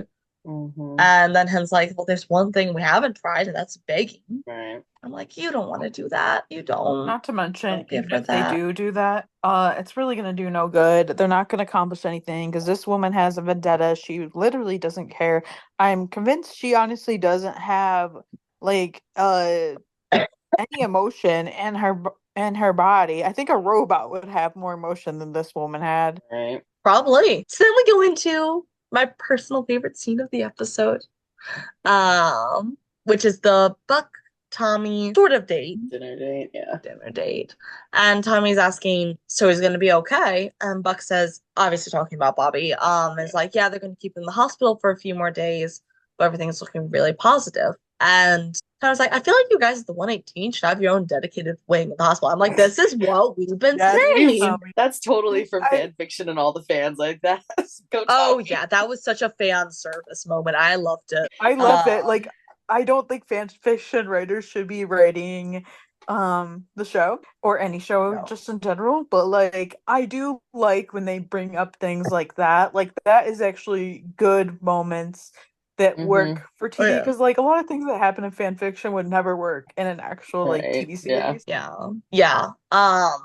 And Buck's like, yeah, I know, right? But like, he still seems a little rattled. And Oh, of so course. Tommy checks in and he's like, well, are you okay? And Buck's like, I really thought we might lose him this time. Bobby's been the father I never had. And Tommy goes, well, your father's alive. And he's kind of sitting, it's clear, I do like that they kind of established they've not talked about family and those issues Mhm. yet. So he's being like, okay, well, your father's alive, so what does that mean? Which, Right. yeah, well, somebody like had said that like they interpret it as like people are interpreting it as him talking about Philip, which I was like, yeah, but then somebody was like, I thought he was talking about Bobby when he said, but your father's alive. And I was like, at first, I was like, wait, I can't wrap my head around that.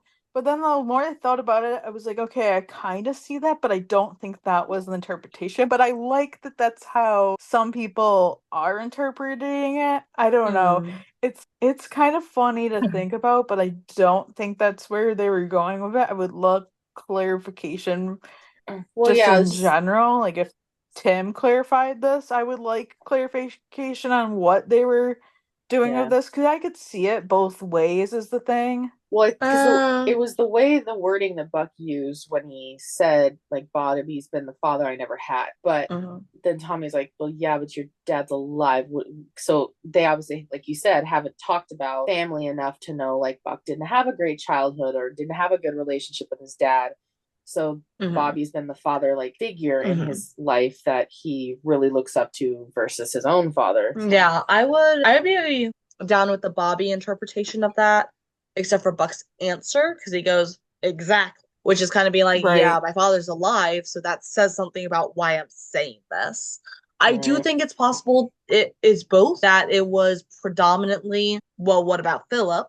Like, or like, why do you say this? Because I know your father is alive, that you at least had a father. It might also be a little bit of, well, Bobby is still alive, but I don't think it was predominantly a Bobby meme. And so Buck goes, exactly. So he's not necessarily elaborating further, but it's enough to let Tommy know, yeah, that didn't go great for me as a kid. And Tommy opens up too. So he's like, I admit I'm a bit jealous because he and like he and his dad don't really talk. And when he was at the 118, he had Gerard, which did not make Tommy a better person.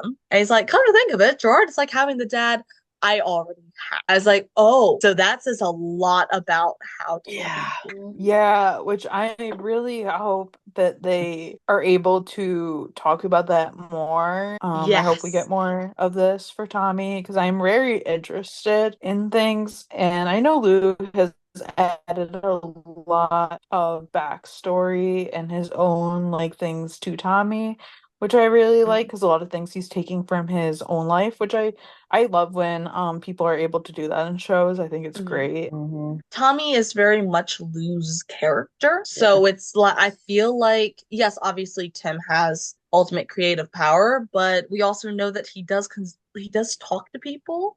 Like he Yeah. gets their feelings on things. So I Yeah. really feel like Tommy does have a fair amount of directive over how his character is perceived and is Yeah. portrayed. Yeah, I think Lou even said in an interview, either an interview or even a cameo that he'd shared, that Mhm. Tim and him had talked kind of after he was invited back to the show about like a little of backstory for Tommy. So kind of he had a better clarity on the background of Tommy. And Mhm. that, yeah. So I like that Tim talks to his cast about that stuff.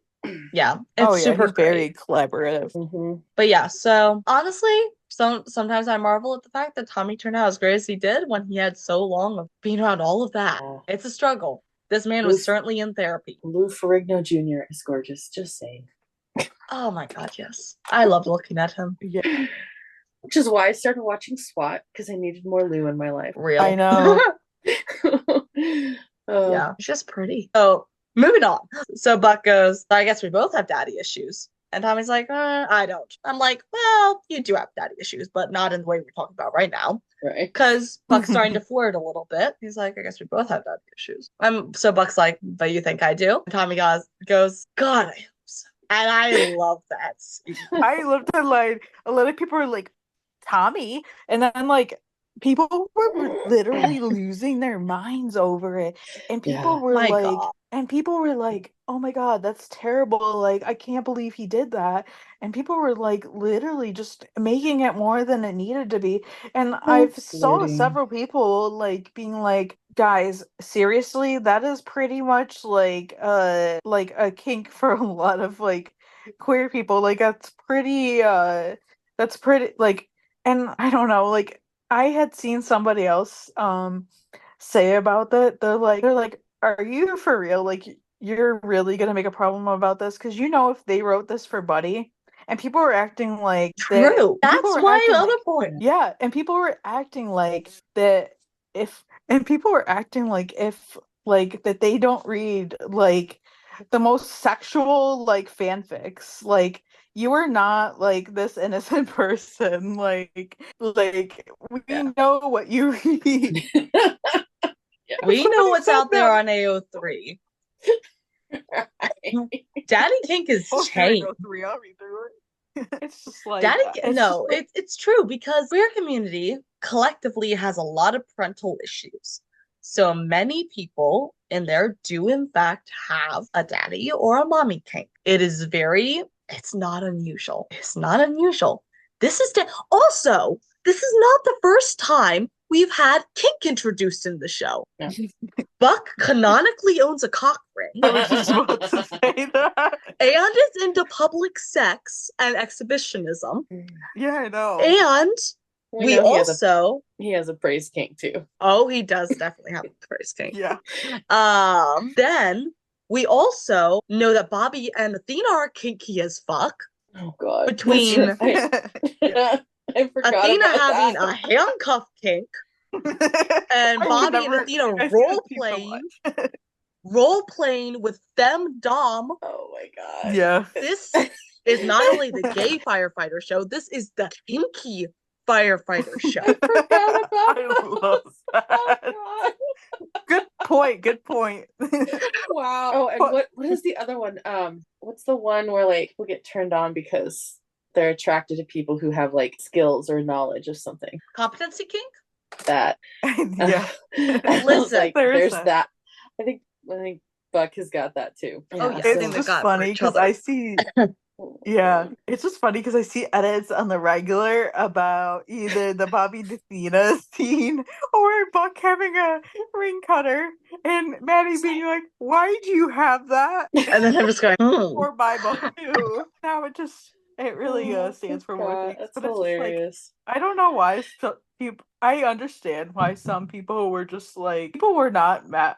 People were only mad at that because they don't like Tommy, and it's just like, be for real, like get over yourselves. Listen, I will say it's okay to have been taken by surprise. No one was expecting it. Right. But and it's also okay to not be into daddy kink and to be like, oh, I have mixed feelings on it because I don't personally like it. That's fine. Yeah. However, to get this mad at a daddy is honestly just embarrassing. Yeah, like they were flirting. Tim even confirmed that 'cause somebody asked him, like the fans What are started freaking it? out. Like was this like, were they flirting? And Tim's like, you got that right. Like they were both they both were flirting with each other, and people were like acting like Buck was mad or Buck was uncomfortable. What in that scene made you think that Buck was uncomfortable? Because he started it and he was playing with it. People just, Right. I swear, I people think need to people like need be to- for real. People also need to be reminded that Buck was a sex addict. This Yeah. man has had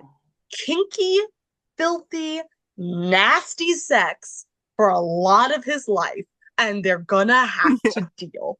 He is not a blushing virgin, as much as people try and create him into one. He knows his way around his own genitalia and female genitalia. This man's not your self-projection. I'm sorry. I'm calling it what it is. Except the man fucks and we'll all be happier. Yeah. That's all I gotta say. And for what anybody's concerned about, I'm pretty sure that the scenes we get are going to be pretty low key, being the fact that Lou has said he doesn't really like sex scenes because he doesn't think it Yeah. accomplishes anything, which I do agree with. Like a scene here and there is is good, but like you don't need to see it like every episode like some shows do, which I'm just Also, gonna what are put we that getting out at there 8 for anybody that's somewhat, for whatever reason, bothered. Also, what are we going to be getting at 8 p.m. on primetime television?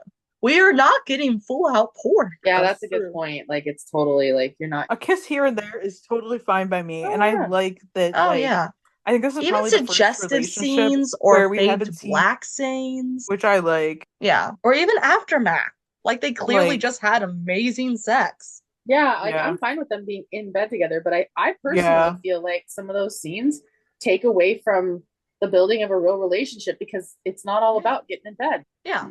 And I feel like they've done an all also right job like so they're far in of the beginning of the establishing what relationship. sexy and romantic, but yeah. Yeah, like they're in the beginning of the relationship. I like that we've, in the stuff we have seen, that we have seen them like get to know each other rather than Buck's previous relationships where he was constantly like, not that there's anything wrong with it, but like he was like falling to bed with all these women and just like there was no emotional connection with pretty much any of his former love interests. Yeah, for sure. But yeah, no, I loved this scene. It was lighthearted. It established where they Yes. were. It's a caring, healthy relationship, and they are thriving. And I'm so happy about it. And we've got such setup for season 8. Yeah, and I'm loving this book. Tommy Thrive. We love them. Oh yes, I love it. Yeah. So now we go back to Eddie and his parents. So Chris wants to go to Texas for a while. So Eddie's parents are going to take him back. And oh God, I feel bad for Eddie. This I do is, too, yeah. Chris is his whole world. This is all he's built his life around, honestly. I have so much to say about this storyline, but I think I'm gonna save it until after Yeah. like the whole thing wraps up because I'm like, I got a whole bunch to say. But yeah, I can agree I'm with really that. upset. It's Yeah. yeah, I feel bad for Chris. I feel bad for everybody involved. It's just all a mess. Then we go back to Bobby and Athena and the kids. They're in the hospital. They're talking about all their photos being gone. But May has some on her phone. Harry has some on her phone. It's like their wedding photo, May's graduation photo. So they've got some stuff. Most of their stuff is gone. Pretty much all their stuff is gone. Which it's funny. Yeah. I feel like we got a precursor to this early in the Yeah. season I when was they were like, all saying our clothes are at the same bottom of thing. the ocean. I was literally So thinking about imagine that they the other just day. all that. bought a new wardrobe and now it's gone. Oh my gosh, I totally forgot. Like, yeah, like how did I not forget about that? But like, oh my gosh, yeah. I didn't think Yeah. about it until the other day, and I was like, wait, were they trying to foreshadow something? I feel like in I, a way, I feel like in a way they were. I wonder how much in advance they really planned things. Because I know Tim kind of takes it bit by bit, but he has to have some outline for the season. So yeah, I don't know. Yeah. But yeah, they oh gosh. How do they feel about I wonder how they feel about moving to like a houseboat. They've already had a boat disaster. They're not gonna get another one. Yeah. Better knock I on don't- wood with that comment, the way this show goes. I Real. I don't know. I don't know. Like people had so many like thoughts and like theories before the episode even aired. Somebody was like, "Oh yeah, they're gonna live in Buck's loft," and I'm like, I cannot see that happening like at all. Listen, Like I could see. I'm Buck can barely fit in his loft sometimes. Like it's perfect size for Buck, and that's about it. Now I know a Yeah. lot of people And on both sides of things are using as a motivation for him to move in, whether it's with Tommy or with Eddie. It's way too soon for him and Tommy to be moving in together.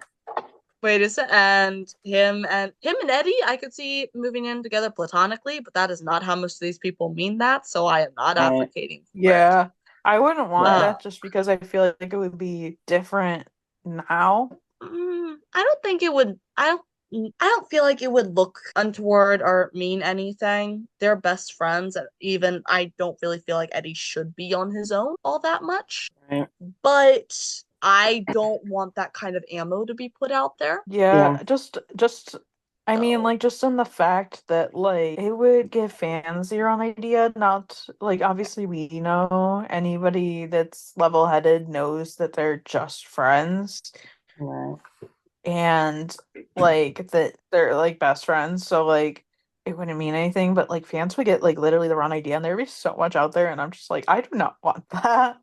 And also, like, just being on the fact that, like, Bobby's still in the hospital, and I'm sure, like, I think by the time we get season 8, they're whatever happens, they'll either rebuild or they'll be living somewhere else, even if it's temporary. Like, Well, yeah.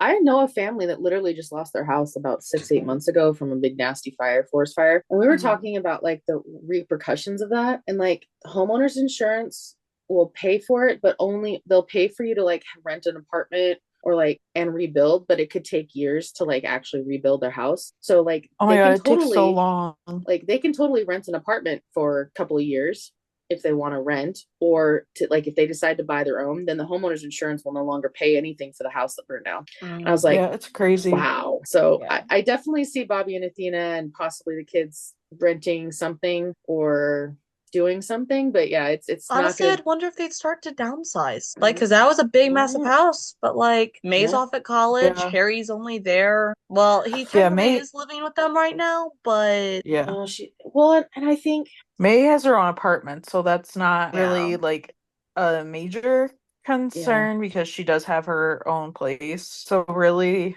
they don't need too much room if you think about it. And this is a way for them to let go of their past because Athena has all the memories of her children growing up there. This house was designed and built by Michael, her ex-husband. Oh yeah, I forgot about that. So it's such a past like sentimental thing that I think this is a good way for them to both start over again as Bobby and Athena now. Oh yeah, I would love for them to have something that's like theirs. Yeah, exactly. And I'm like interested to see. Obviously, they wanted to burn down their house for a reason. So like, I'm kind of wondering where that will go in that sense. And maybe like it was a beautiful house, but you know, it was. And it maybe served the its house purpose. that's being used is being sold by the current owner or something, and that's no longer going to be available for the network to use as their house. Maybe it's all like lots on the Fox lot. Probably. And if they show exterior, I'm pretty sure it is because it's possible. Yeah. I'm pretty sure I saw something about like the Bobby Nash set, the house. So yeah, that's I think why it I was is. thinking that. Yeah. But and which kind of goes along with, I know there's a lot of people suspecting that Buck was moving out because there was rumors that the place that they used for the interiors of his condo was being sold or repurposed or something. Oh yeah, I remember that like being news like a couple years ago. Yeah. I don't know, maybe things changed. I don't know. But it's definitely like there's definitely sets now, and I'm thinking Buck's apartment is one of them. Yeah. Anyway, so we go back to Eddie's house, and Buck is talking to Chris. And he's like, I heard you're thinking of taking a road trip. And asking if he's sure because there's summer and then there's Texas, which so that is true. And Chris kind of doesn't really answer. And Buck goes, hey, I know you're mad, your dad. And he gets it because his parents sucked when Buck was Chris's age, which is true. And he was like, if I had some awesome grandparents, I would have been out there in no time. Now I'm like really sad. I'm like, I wish Buck had had great grandparents. I know. Tells him that as you get older, you realize how messy life can be, and some of those things you thought they did on purpose were just mistakes because they didn't mean to hurt you. They were just dealing with their own pain. He can talk a lot about. He can very much talk a lot about, and it certainly applies in this situation as well. Because Eddie was not trying to hurt anybody. He was not trying to get Chris involved at all. Right. He messed up. Yeah. And Chris is like, I thought she was real, but she's not my mom. And Buck says, no, she's not. And Buck walks out of the room holding Chris's backpack and looks at Eddie and then gives it to Ramon. And Chris walks out of his room and he won't look at Eddie when he says goodbye and he won't talk to him. And Eddie tells him, he's like, I know you're angry, but you can listen to me. And he's like, I love you no matter what. He's like, you want to go with the grandparents? Okay. He hates it, but he loves Chris. He's like, you can always come back. I will go get you. It does not matter how long you're gone. I will always come for you. And I'm like, At least Chris does say, okay, Dad. Yeah, which I think is like the first time he's spoken to him other than telling him to go away. And no, when he refused to look at him. I'm like, yeah, I mean, all Eddie can do at this point is tell him that he loves him, reaffirm he'll be here when he's ready. when and if he's ready. And that's about it because there's not really anything else he can do. And then Chris leaves, and my heart. And Yeah. Eddie's holding back tears, and Buck's got his hand on his shoulder. And I'm glad that Buck's there, but I'm glad he's just there as support. He's not there to do anything other than be supportive. But I'm also glad Eddie wasn't left alone. Yeah. Because this is going to be it's going to be a very rough time because this is the first time Eddie's really going to have been on his own since he was 19. Actually, ever. Because he lived with his parents. Then Shannon got pregnant. Then he went to the military, and that's certainly not living alone. Then he came back, and then then he left again. And then he had Chris. I think he's going to have to do what I think a lot of parents who were young parents have to do, which is sort of finding out who you are as an adult. Right. But he's also, please, for the love of God, get that man in therapy. God, yeah. Yeah. He needs to go back to therapy. Frank, I'll buy I need you. Frank vacation if you just gave him therapy. Right? Yeah. And then I think when Chris is eventually ready to come back, they both need to go to therapy together. I agree. Like they need to have some sessions together. That would be really beneficial. And Chris needs separate therapy for himself too. Oh yeah. I know he used to go to it, but I don't think he still does. So yeah.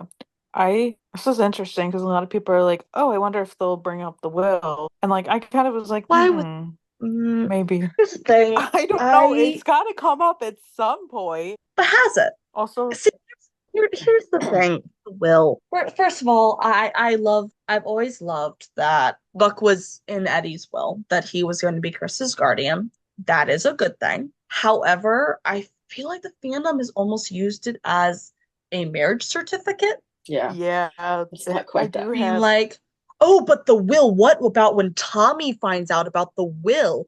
Oh, what about when the Diaz parents find out? It's not gonna really matter because it will not matter. A lot of people do that where they don't necessarily put like any of their immediate family, say like, oh, if I die, my child will go to whoever.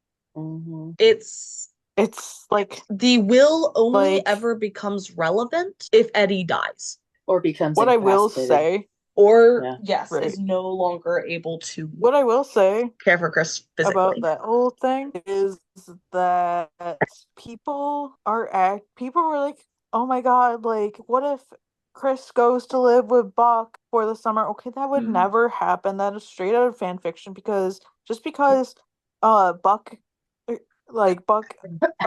it's in Eddie's will that Buck would get Chris if Eddie died. Just because it's that doesn't mean that it would happen when Eddie's still living. That is not, it's a lot harder than that. Also, we know from season 2, Buck's loft is not handicap accessible because his entire bed is up a freaking flight of stairs. Like it's not friendly to Chris and his crutches. What's the 13-year-old supposed to do? Sleep on the couch? Right. Not to mention, like I think it's yes, we joke about Buck being like Chris's second dad, but like he is not his dad. Like it's a joke. It's one thing to joke and be like, it's basically like his second dad, but he's not his dad. Buck has nothing. Buck doesn't have he's not Chris's dad, and people need to like realize it. I do not how it works. Buck has, I think, to some degree filled a parental role sometimes. He's also just been a really good friend of them both. And yeah, it's obviously you can read dynamics either way. I think saying he is Christopher's second dad is giving him a little bit too much of that role, but I also think saying that he has had no parental influence whatsoever is maybe not giving enough credit. So I think there's a little bit of both in there. Well, you can be a parental figure while being like an uncle. Right. Yeah.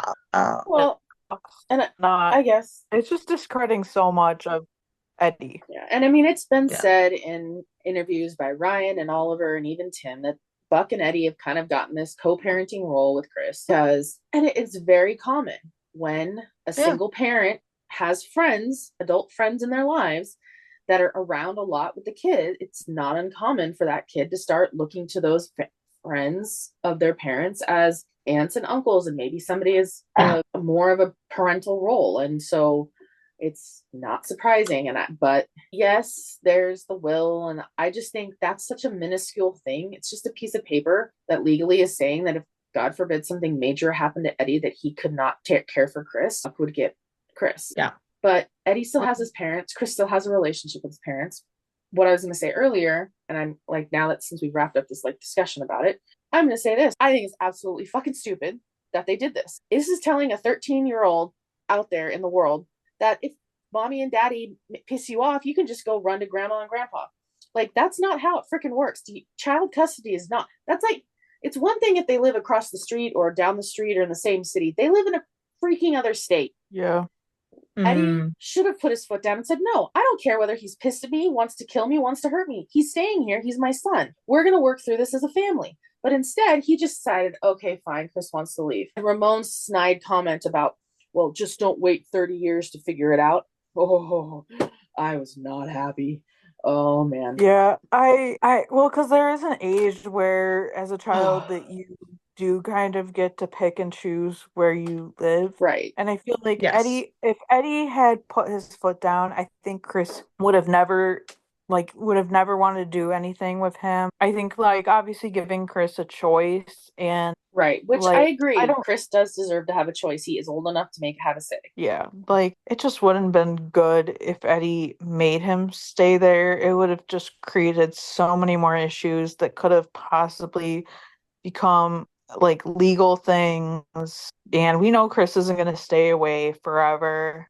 We Right. know he will come back home. I was talking to a friend of mine the other night. We were talking about this, and I was like, coming from a medical background, I will say this, like, what I have seen between season 6 and 7 with Chris, I have a feeling there might be some exterior things going on in Gavin's life that's possibly the network is trying to maybe write him out for part of season 8, so he has some time to recover from some health stuff going on. So maybe this is not just because of Chris and Eddie. This might actually be something going on with Gavin's life, and they're finding a way to exit him from the show for a while and making it believable. I think he's gonna be like more recurring in season 8. And I know that I've seen like behind the scenes stuff like that Gavin's brother has posted, because he's the one that usually goes with him to set. And a lot of times in scenes or behind the scenes, you'll see him in a wheelchair and stuff. So which wasn't a thing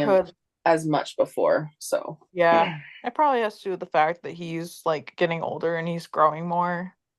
Growing pains can be challenging as in general, but then having CP, unfortunately, that means that sometimes it's very painful and maybe surgery is needed and things like that. So I'm understanding of the whole, like, Chris needs to have a choice. Eddie needed to let him go, but I also feel like Eddie had a right as his parent to say things to Chris, but Chris was in such a closed off position at that moment that Chris wasn't going to hear those. But I feel like as Eddie's parents, because we know Helena and Ramon have tried since day one to get custody of Chris. This is just, of course, they're going to jump at the chance to bring Chris back to Texas because it's exactly what they've always wanted, whether or not it's them bringing it up or not. And I'm like, this is just like, they're not like, they should have sat down with Chris while Eddie was gone, like at the hospital with Buck and Eddie and Hen and Chim with Bobby stuff, and talked with Chris and said, are you sure you really want to do this? This is what's going to happen. This, like, talked with Chris. I don't think they would have. I don't think they did, because they're like, no. I'm like, you're not doing Chris any service by just saying, yeah, when you get mad at Eddie, you can just run to us. Like, that's not helping the situation. It's just making Chris compartmentalize and push it away and pretend, like, so he can pretend it's done. Like, it's the past. Moving on. I don't think that's right. I feel like Eddie and Chris have to work through this. Yeah. I do sort of see what you're saying, but also, I don't know. I think Eddie did the best thing for his and Chris's relationship, because if he said no at that point, that there's not really going to be coming back from that. Yeah, that's true. Oh, yeah, for sure. Like, at that point, he will have forever put a nail in the coffin of their relationship, even if they did eventually reform trust and reform their relationship. He will have forced him to stay in the environment that he did not want to be in. I keep telling Speaking myself, as someone who has been trapped in bad situations as a child who, God, I wish I had someone I could have run away to. Right. And my parents would have said no. I can tell you, no. And my relationship with my parents is either trash or was trash for a very long time. Yeah, I hear that. And I keep trying to tell myself that this is a good thing for Eddie too, because he needs to work his shit out. Yeah. But also it's a disaster. Yeah, It's a didn't disaster. he say in the show it's like he's the only one causing his life chaos? Like, yeah, you are, dude. You're causing it all. I just hope that at least we don't have to wait until the end of season 8 or longer for Chris to come back. Yeah. I'm hoping that season 8 picks up, and I don't want Chris to be back necessarily. I want us to get a little bit of time with Eddie struggling and working through what he needs to. But I would hope that maybe by midpoint we actually have Chris come back. Yeah, I would like to see that. I want Chris to come back. I want them to resolve things, and I miss that, but and I know there's that saying, if you love them, let them go, and if they come back, it was meant to be, and it's not always just about relationships. It's about parents and kids too. Like, if you love them, maybe this is time to let them go for a little while. And Chris is a smart kid. I was like, there's this really irritating part. It's like, wait. And I know it's coming from like loving like the dynamic that Chris and Eddie have always had. It's just been the two of them, and then we had Buck in the dynamic, and like worrying like how that's gonna work. So I was really upset when they did this. But I'm glad we get a season 8. Glad we get a season 8. I'm glad we'll have resolution of some kind. We'll learn more. It's not like we're fearing that, oh my God, what if the show gets canceled and it's now the season's over and then we end on that? Like, it's not going to happen because we get a season 8. So we have time. Yeah, I'm not like worried about it at all. Like, I know he'll come back at some point, but they both need like their space and to like go to therapy, have this time, and we'll, I guess, see what happens with that. Yeah. I'm just gonna so Hank, Karen, and Denny show up at Maddie and Chim's. They are noticing how fancy the table looks, and there's a 7 plate, and are they thing? Is Buck joining them? That kind of deal. And Chim goes, it's a different sibling. And I'm like, oh my gosh. And Mara walks out with G. So DC I love that. Chim and Maddie as emergency placement for Mara. Which I love that. That's so sweet. I was shocked, but I was so happy. This made me so happy. Like, because Mara knows them too. Yes. I wasn't shocked about it only because this theory was circulating when this episode was airing, like the day before. People were talking about this. And I'm like, guys, how would they get emergency placement so fast? Like, how would they make this happen? Like, and stuff. But like, then when it happened, I was like, oh my God, this is great.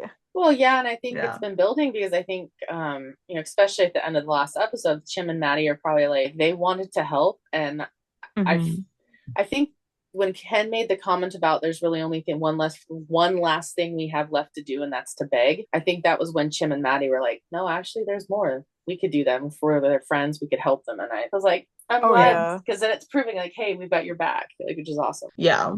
So then we see Bobby going to the house and sees the damage, and he sees his medal on the ground. And then there's Amir, who shows up and says, wow, they really did a number on this place. And Bobby wonders what he's doing there. And Amir says how he heard that he checked out. And Athena pointed him in this direction. And he said that there's something about a burning building, even if it's not yours, it still makes your heart hurt a little. And Bobby mentions that at least everyone got out. And Amir says that still he's sorry and that it was a beautiful house. And that he thinks that that's what upset him last time that he was here. And Bobby's like, what, the house? And Amir replies with the life that Bobby has. And I was like, man, you had a home, a wife, people who love and admire you. And Amir could remember standing there feeling like it was just so easy for Bobby. And Bobby said how he didn't deserve it. And Amir says, look, we're not going to do it until who deserves it. That's for a higher power to decide. But what Amir has come to realize is that the life that Bobby had is maybe something that he earned, which I love. Yes. And then Amir said that when you lose everything, including yourself, when you're at your absolute lowest, the easiest thing to do is stay down, but that Bobby didn't, and that he climbed out and rebuilt and did better. Amir said that he doesn't know if he can ever forgive Bobby for what he did that night, but he does admire him for what he's done since and for what he hopes Bobby will continue to do. And I'm like, Amir, you were too good for this world. He didn't need to say any of for that. sure. And he did, and he was amazing. And he's like, you know you can't quit, right? And Bobby's like, yeah, I think I do. And Amir's like, you think you do or you know you do? And Bobby's like, I know I do. Amir's like, good, now get to it. And Bobby thinks so. Yeah. And I was like, oh yeah. Yeah, We're Bobby rolling. needed that. But like they He did. also like both Amir and Bobby needed what they got from each other. So like it all worked out. For sure. And I think I hope for Amir's sake that we don't see him again because I feel like he deserves to live his life now and that maybe they shouldn't be wrapped up in each other's lives anymore. Yeah, I don't But I think think we'll he see played a him very again, valuable. just because like when Athena showed up in his house, he said how he was starting like a new job. So like I don't think we'll see him again. Yeah. I think it would be pretty Yeah, that's rare fair. to see him again. Yeah. Team in our final scene of the episode and of the season. Buck was like asked if Eddie had heard from Chris as Eddie rolls in, and Eddie says not yet, but his mom did send him photos. They went to the lake, and he did say that Chris loves the lake. And Buck reminds Eddie that Chris needs time. And then Ravi walks in and asks if they've checked the roster because there's no acting captain listed. And he's like, what do you mean? And Buck's like, yeah, I thought Hen was acting captain. And Ravi's like, so did I. And Hen and Chim walk in, and Buck says, no Captain Wilson today. And Hen says, well, I believe I've been replaced. And Eddie's like, replaced by who? Jim's like, well, I think there's your answer. And there's Bobby. And Eddie's like, Cap. And Buck runs and hugs him. And it's like, what? He's back. Oh, like they're so that's so father and cute. son. I love it. I love it so much. And Jim's like, don't break him, Buck. We just got out the shop. I love I that know. line. That was That such a was good so line. funny. And Buck's like, oh, right, sorry. And then he's like, I'm surprised they let you come back so soon. And Bobby's like, oh, all my tests checked out, so I figured why wait. And I was like, then as we far hear as I'm Gerard. concerned, that's the end of the episode. I was like, this I wish. next... Because then we hear Gerard's voice saying Nash. And I'm like, I'm like, what the hell? a This is what I bitch. said, what the hell, like 10 times? Yep, I got the spoiler of it, and I hated it. I hate it. I hate it. And Gerard asks what he's doing there, and Bobby's like, I feel like I should be asking you the same question. And Gerard's like, he's captain of the one, like, I'm captain of the 118, which fuck you know. I'm gonna punt you through the ceiling, then you will not be of anything because you'll be a pancake. Oh, I like that. I like Right? that. That's good. And then it's like, no. And Gerard says, yes, there's some concern downtown about a leadership deficit in this house. It's like, fuck you too. Downtown, I wonder who. Yeah. They agreed to come back and put things in order. And I'm like, great. We have a misogynistic, racist, homophobic little piece of shit. And everyone on that crew is exactly that. Which, Exactly. We got, I was like, it was Robbie, who's, I know. We've got Eddie, Buck. Yeah. I was like, the 118 has just gotten even more diverse. The 118 has gotten very diverse. Which I love. Gerard. Gerard is gonna hate it. He is going I hope they make his apart. life miserable. So do I. I hope so, but like that only makes me scared of what might happen to any of them. And also like I just there was like I was like, how in the hell does he have a job? But then I remembered he's a white man. There's a lot of white privilege there that like nothing ever happens to people like him, and this happens so much in real life. And I'm just like, okay, with all that being said, like how is he allowed to come back to the 118 when there were so much complaints with him in the first place? Like, sure, he does. He can't come back to the 118, but he can work somewhere else. But like, I know this stuff happens, but I'm like, how? Yeah, no, this is bullshit. And Chim's like, is this some kind of horrible prank? And Hen asked Bobby if they say anything to him, and Gerard's like, why would they say it weeks ago? And they all look at Bobby shocked, and Gerard says, or did you feel to mention that? And then says, lineup inspection in 10.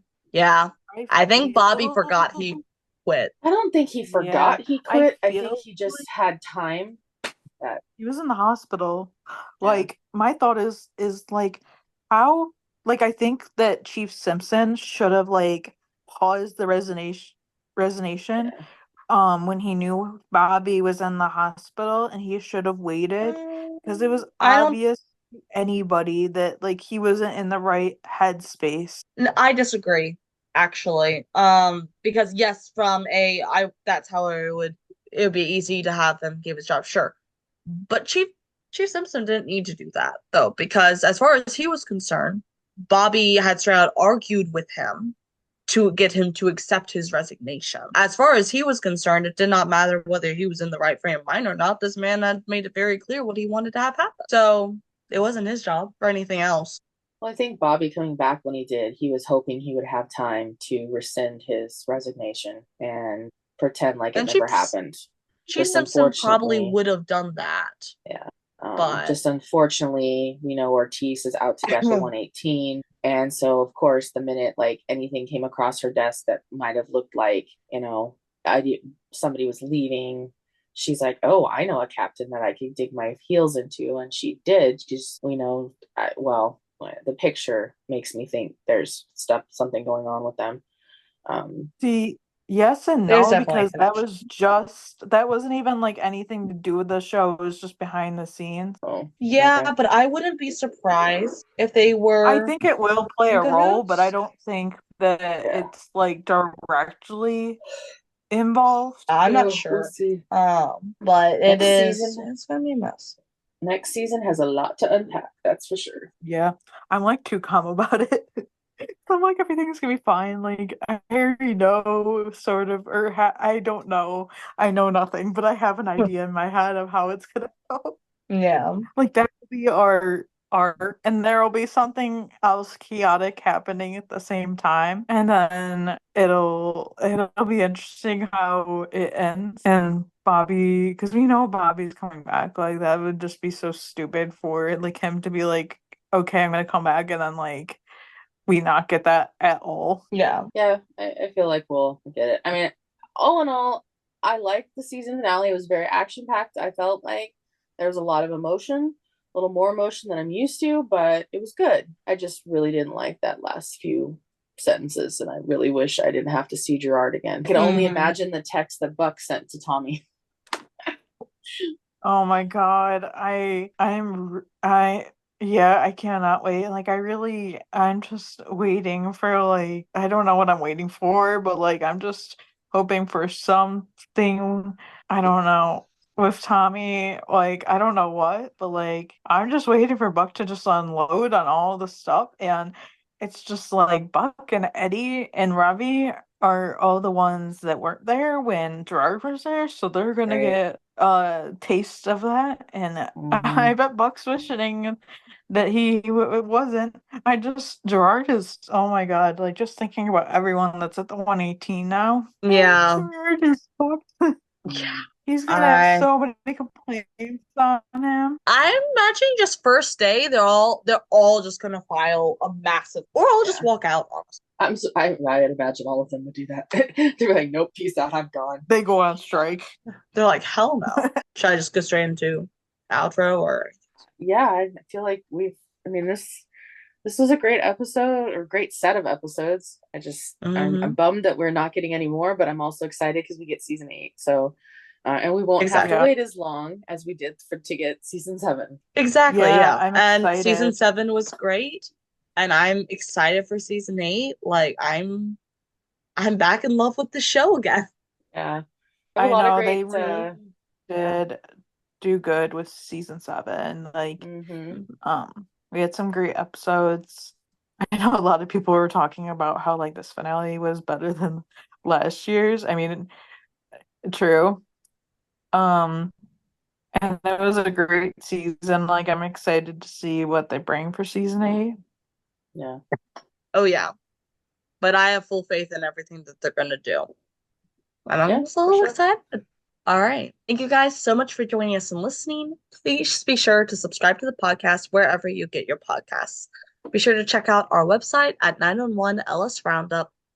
And you guys can also follow the podcast on our socials at 911 LS Roundup on Facebook, Twitter, Instagram, TikTok, threads. As always, be sure to join our Discord server. The link will be in the description of this podcast and also on our website. You guys can follow me, Katie, at For Love of Tarlos on Instagram, TikTok, and Threads. You guys can follow me, Grace, at RunandRafa911 on Instagram and at SheepGirl31 on Twitter. You can follow me, EJ, at EJ8302 on Instagram, Twitter, Threads, and most everywhere on social media. Bye. Bye. Bye.